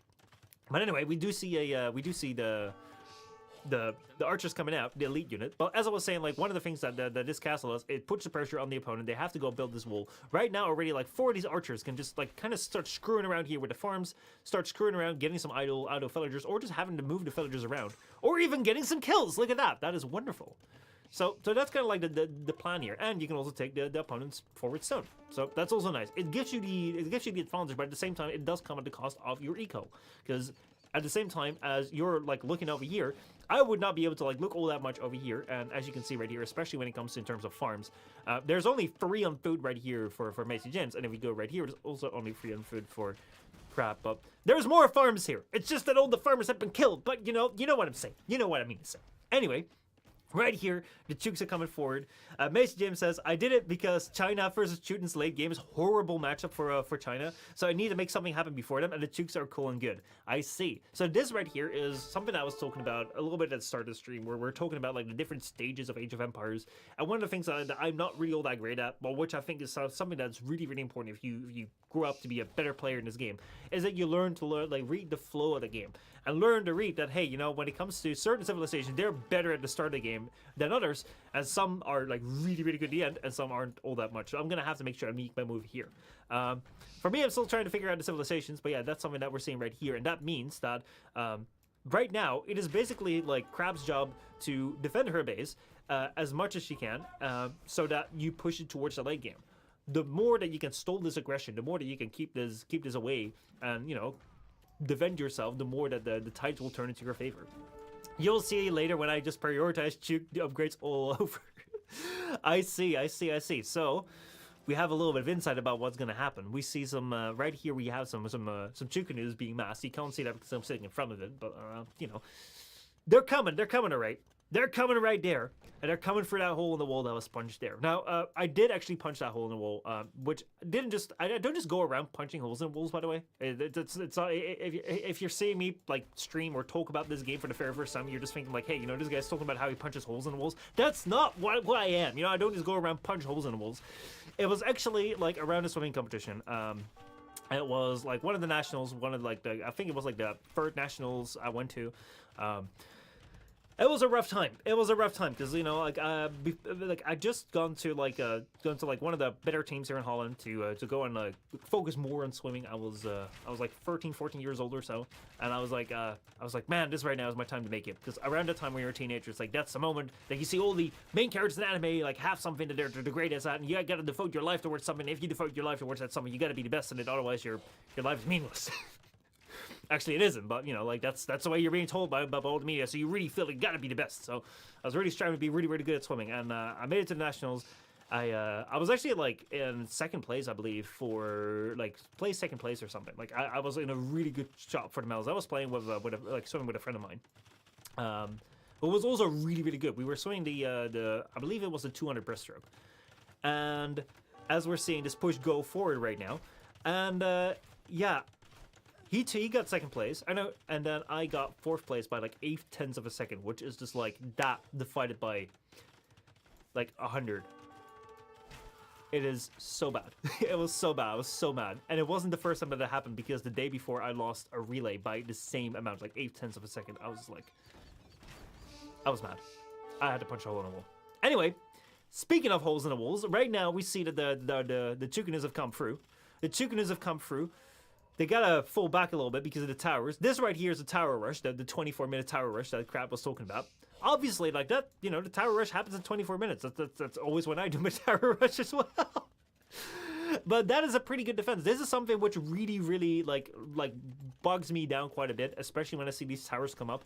I don't really have good siege units. It's like I don't know what to do. Like I'm very much afraid. I'm very, very much afraid of arrows, so I don't really like to walk my units around it. And I think that Misty sort of had the same idea to try and like shoot down the TC over here. Take that down. So there is no imp gonna be happening over here, which for sure wasn't gonna happen, but it won't happen here anyway. Though there is a new TC coming up over here outside. This right here is the little outside planet that we have over there. The satellites that I think are good to make sometimes. But yeah, Macy Jam says, well, in an ideal world, this is where I would go imp. As we can see, like you do have some of the resources for it. You are completely unaffected at home, but you decided to have some fun, which I can totally understand in a lobby called Brain Rot the Game. Brain Rot Jail. That was it. Oh boy. Oh boy. Wei Chang says, that's life. I accept that life is never fair. Well, you gotta make it fair, right? You just gotta play around with it. You gotta play around with it. Like coming in with some more Chukanas and just gonna go and have some fun with it. Let's see. The tower. What will the tower do?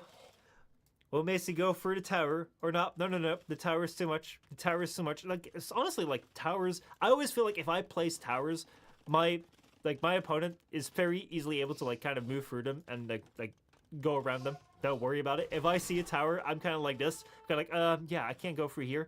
I can't go through there. I'm gonna have to go figure something out. I'm gonna have to go and figure something out.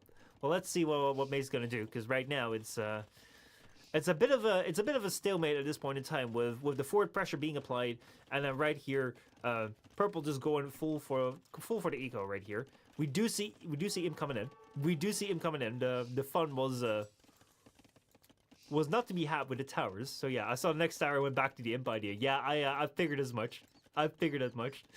Oh boy, oh boy, oh boy. Well, let's see right here. We have a whole bunch of gold being mined over here. One of the things that I think is really, really interesting is, as we can see right here, purple is expanding out quite a bit right here with 3 TCs, taking that middle gold over here, taking the wood line over there. I'm not seeing that many villagers over here yet, but it is a very interesting placement of moving out of the trajectory where your opponent might not go towards, because it might very well be And Macy just decides to focus on here. And if this here gets taken out, of course that will be a big blow. But, you know, you might be able to build up something over there. So right here we have a new attack coming in, even before Imp hits. There are some villagers to be taken down. And oh boy. Oh boy, that was a good dodge. So this right here is one of the most dangerous things that you can have with a large mass of archers. Yes, archers right now, they do take down villagers quite well. A villager only has to come sort of close and they're dead. But if you have a Mangonel over there and it hits a good shot, you could have had a whole bunch of good archers. So yeah, this right here is this could make or break a game. And we have another 2 Mangonels coming in over here. And so far, it is a bit like Silence for the Storm before Imp. Let's look at Purple's resources right now, because Purple at this point in time has been like trying to probably like stabilize, keep the eco up, and at some point, hopefully, go to Imp. Now, as you can see, because of like taking out TC and applying the pressure here, the farms have not been able to be used all the way over here. Only these farms have been able to be used. We do see like a whole bunch of villagers on food right now. But we'll see. Imp is coming in. Brazier is coming in. What is happening with the satellites over here? The satellites over here have actually gotten expanded into the farms that have been missed out in the main base. So that's quite good. We have Stone Beam Mine over here. So yeah, I can see right now the clock may start to be taking a little bit nasty. You know, you said you wanted to avoid the late game with the Chinese. So yeah, we have the Elite Chukunu coming in, which increases their attack. But yeah, at this point in time, this might be a time where Crab may feel like she has a chance of going towards Imp at some point. Of course, not right now, but you see that gold count increasing. You see the university coming up. I do believe there was also a monastery somewhere. Or did that monastery... I think you took down that monastery. So, okay. Well, the monastery has been taken down, but that's all need to be built. And then Imp should be satisfied. Look at that, though! Oh, this is what I was talking about. If you have a couple of Mangonels and you have a couple of archers, the archers better be wary. The archers better be wary. That's some often says, what's the shooting comp here? Comp late game? I'm not that much into arena. I'm waiting to learn. Help SO comes to mind. Actually, I think that Macy will be best to answer that. Siege Energy just destroys China. Yeah, I think especially like these right now are still Mangonels. But yeah, no cannon, no redemption monk, not great calf. I think that's in response to that's some muffin. So yeah, it would kind of be as that's some muffin says, basically like help Siege Energy and then play around with that. As we see right here, this standoff kind of going along, and the traps are coming out. The traps are coming out probably on the back castle over here. So far though, the Chukanas have been able to take down the Mangonels. Whew. See, these are the battles. These are like battles that can kind of decide a match. Now, this right here is totally not a decider just as of yet, as far as I can see. I mean, like, things could still happen. But there's like small little things where if those Mangonels had flattened out this massive archers, that would have been really, really bad.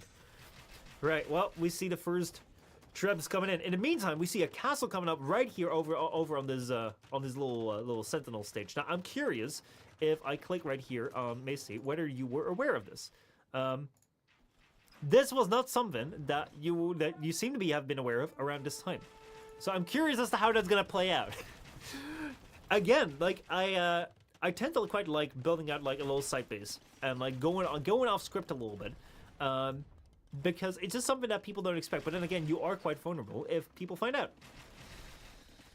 And a lot of times, if you move a large amount of units away from there, people do tend to find out. But right here, we see the cleanup happening. That's really what I like. The moment like you can have traps out, that's when you can start to feel like, man, I'm gonna start a cleanup. Towers can go away, TCs can go away. This tower though, this tower will just go away by the Chukanas themselves. Hot damn. Hot damn, man. This right here is something that I would not dare to try. This is still something like I'm still too afraid of towers, and I think like I'm a little bit too much afraid, especially because most of my games I've obviously played them very early on. I never really go all that much late. But yeah, there we go. First tower down. And now, what do we have coming in? We have rocketry come in. We have chemistry come in. And now it is basically just time to see whether Purple's Eco can still do something.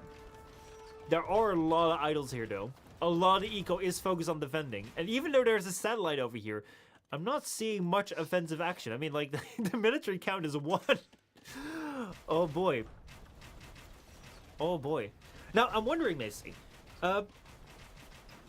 what would have been, like, your trash unit? Because, like, basically, like, it seems like your trash unit right now for your Chukanus is your Trebs. Is that something that,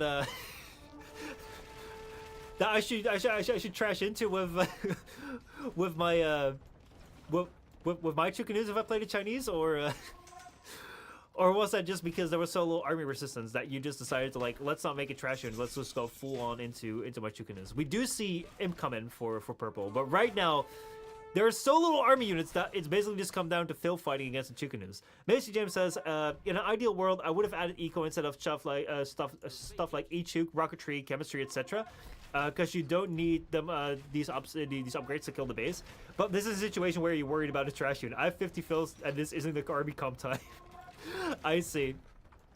I see. You're just like, we're just gonna go 1 unit, and if this is gonna be taken down, that's it. It's an all-in. Well, it's also an all-in for fleeing. Look at that. Look at that. And I guess that this is about the time that you discovered that new base over here. I guess it's about time. You use leftover eco for trash generally. He has very low eco. Yeah, like you really haven't like expand on that at all. But that's basically the all-in on here. And like even with this, you basically almost even it out. And now you found this base over here. This base right here is completely down. That Treb over here trying to attack the 2 villagers, and then right here we have the next push coming in. So basically this means that this is, as far as I can tell, where it comes down to. If these scorpions can take down a lot of your army, then it's basically over. But if you can push through here, then you win. See, this right here is the flow of the battle that I would love to learn more about.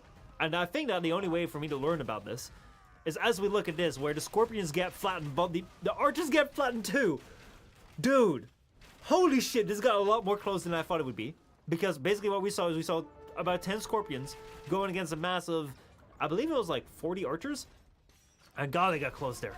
It got close there. We have about 7 remaining here, and the GG is cold because the entire army is gone. And the Trebs were coming in there, and that was it. But yeah, that was the game. Again, this is something where I really need to grow into, and I think that a lot of this comes down to like reading the game for just watching a lot of games and learning to spot an all-in.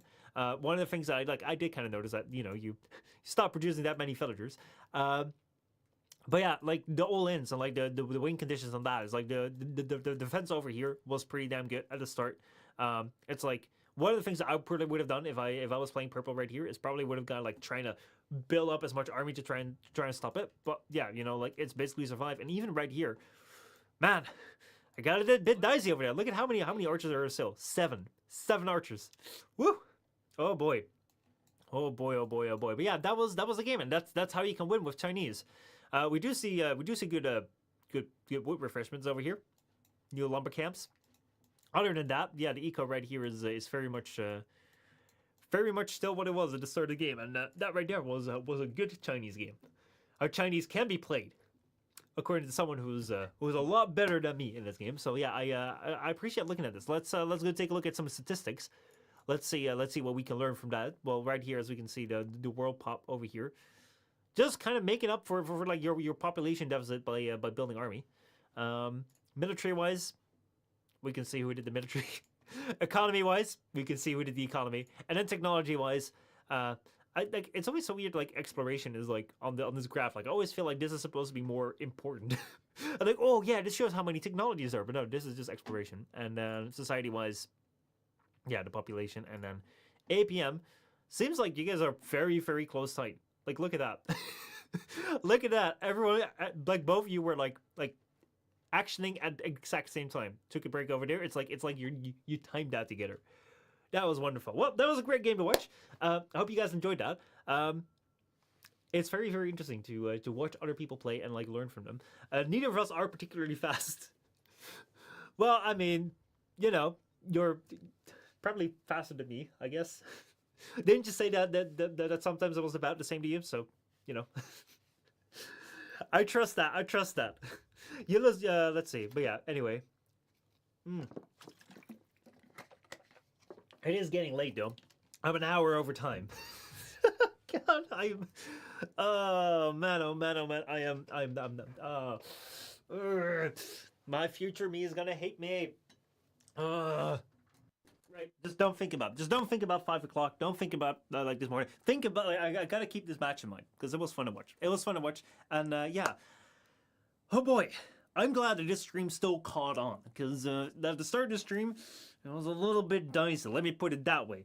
One of the things I didn't expect to turn up was technical difficulties again. It seems like the computer or the internet has had some issues for one weird reason. It's like for some weird reason, ever since we've gotten fiber, which you can see right here because I cut a little piece out of the fiber, all of a sudden, like, my internet has been trash. Maybe it happened after I cut this piece out of the fiber, but probably that's not it. I just wanted to show this here. But yeah, we are getting fiber, which is really, really cool. But yeah, it's not really working right now. So yeah, the vertical stream has been canned. It's not working anymore. I don't know if I'm going to return that though, because yeah, it was just by the saving grace of me turning off the vertical stream that now all of a sudden the stream has worked again. Luckily, though, we were able to get a couple of matches in, or like one match in, and like watch another match in Age of Empires 2. I hope next time we'll be able to do a little bit more, because man, I want to play this more. It's been so freaking long, like 2 weeks of important work stuff that now I'm finally able to play this again, and I can't wait to play again. That said, though, tomorrow we're gonna be playing Warhammer 40k Space Marine. It's time to explore a little bit of a Warhammer 40k universe, which I've only done a little bit of Dawn of War, which is also an RTS game like Age of Empires, a little bit different in the way that you farm stuff and the buildings you have, but in general it's very, very similar in some ways. However, Space Marine 2 is, I believe, not an RTS game. It is Space Marine 2 is actually nominated as Game of the Year, but there's another game called Space Marine that came in before that. 2014, I believe it came out, or 2011. I gotta get the years right, but it's late. It's late. I'm forgetful. It's fine. I say it's fine. That's why it's fine. But we're gonna be starting the Space Marine journey there because I think it's very interesting to see how this game that really popped off this year. You're getting a lot of popularity, like where that came from. Started with a Space Marine, moving to Space Marine 2. Hopefully by the end of the year, be done with that. And then yeah, explore another game just as we did with Black Myth Wukong, which honestly I really, really enjoyed. It's so weird. Like I'm waking up right now on Tuesdays. I'm not being able to play Black Myth Wukong. It's like the weirdest thing. It's the weirdest thing. But yeah, we're gonna be doing that. We're gonna be doing that tomorrow in the early morning stream. So we're gonna have a morning stream, and then on Thursday we're gonna be going back to Path of Exile 2. And then on Friday we're doing the Warframe quest because Warframe 1999 is coming up, and I still have some quests to do. So big packed schedule. I don't know if the vertical streams are going to be returning. It just depends on like how the computer holds up and how the internet holds up. I don't know how well it's going to go. But yeah, I do thank you very much for joining in. I hope you guys enjoyed this stream right here. Arturia, how's it going? You good evening? Well, dude, you sure it is a good evening. You're coming in late, man. You're coming in late. Hope you had a good day, though. Hope you had a good day. But yeah, it is. I am about time to end. Thank you so much for watching. Hope you guys enjoyed. Thank you so much for your insight, especially Muffin and Macy James. Really, really appreciate it. Like, especially like showing me the sites where to go, showing me gameplay, giving me like insight and like information that I don't have. Like, there's still so much for me to learn. But one of the things I really, really enjoy about playing this game is that people are really, really helpful in this game. And yeah, I try to be that too. Sometimes I do accidentally exit out of a lobby when I'm chatting with someone, and yeah, we kind of forget about that. We kind of forget about that. Bloated Bully is not someone who is me. Boy, Arturia says, I just came from sport, and what is this about Warframe 99 next week? I'm not saying it's next week. It's going to be Friday. I'm going to be playing the 2 quests that I missed out on, because I do believe Warframe 99, which is like the next quest in this Warframe game we're playing as well, is going to be coming out in December. I heard something like that. I don't know a date about that. But if that's coming out, I do need to be kind of caught up with the lore, and yeah, it's about time that I played this quest. So that's going to be over Friday, and then yeah, we'll see. Maybe over the weekend I'll do a little bit more of Age of Empires 2. Again, I am too short on time. I wish I had more time. But yeah, anyway, with that said, see you guys later, and have a good one. If I know how to turn this off. Which I don't. So much for a smooth ending. So much for a smooth ending.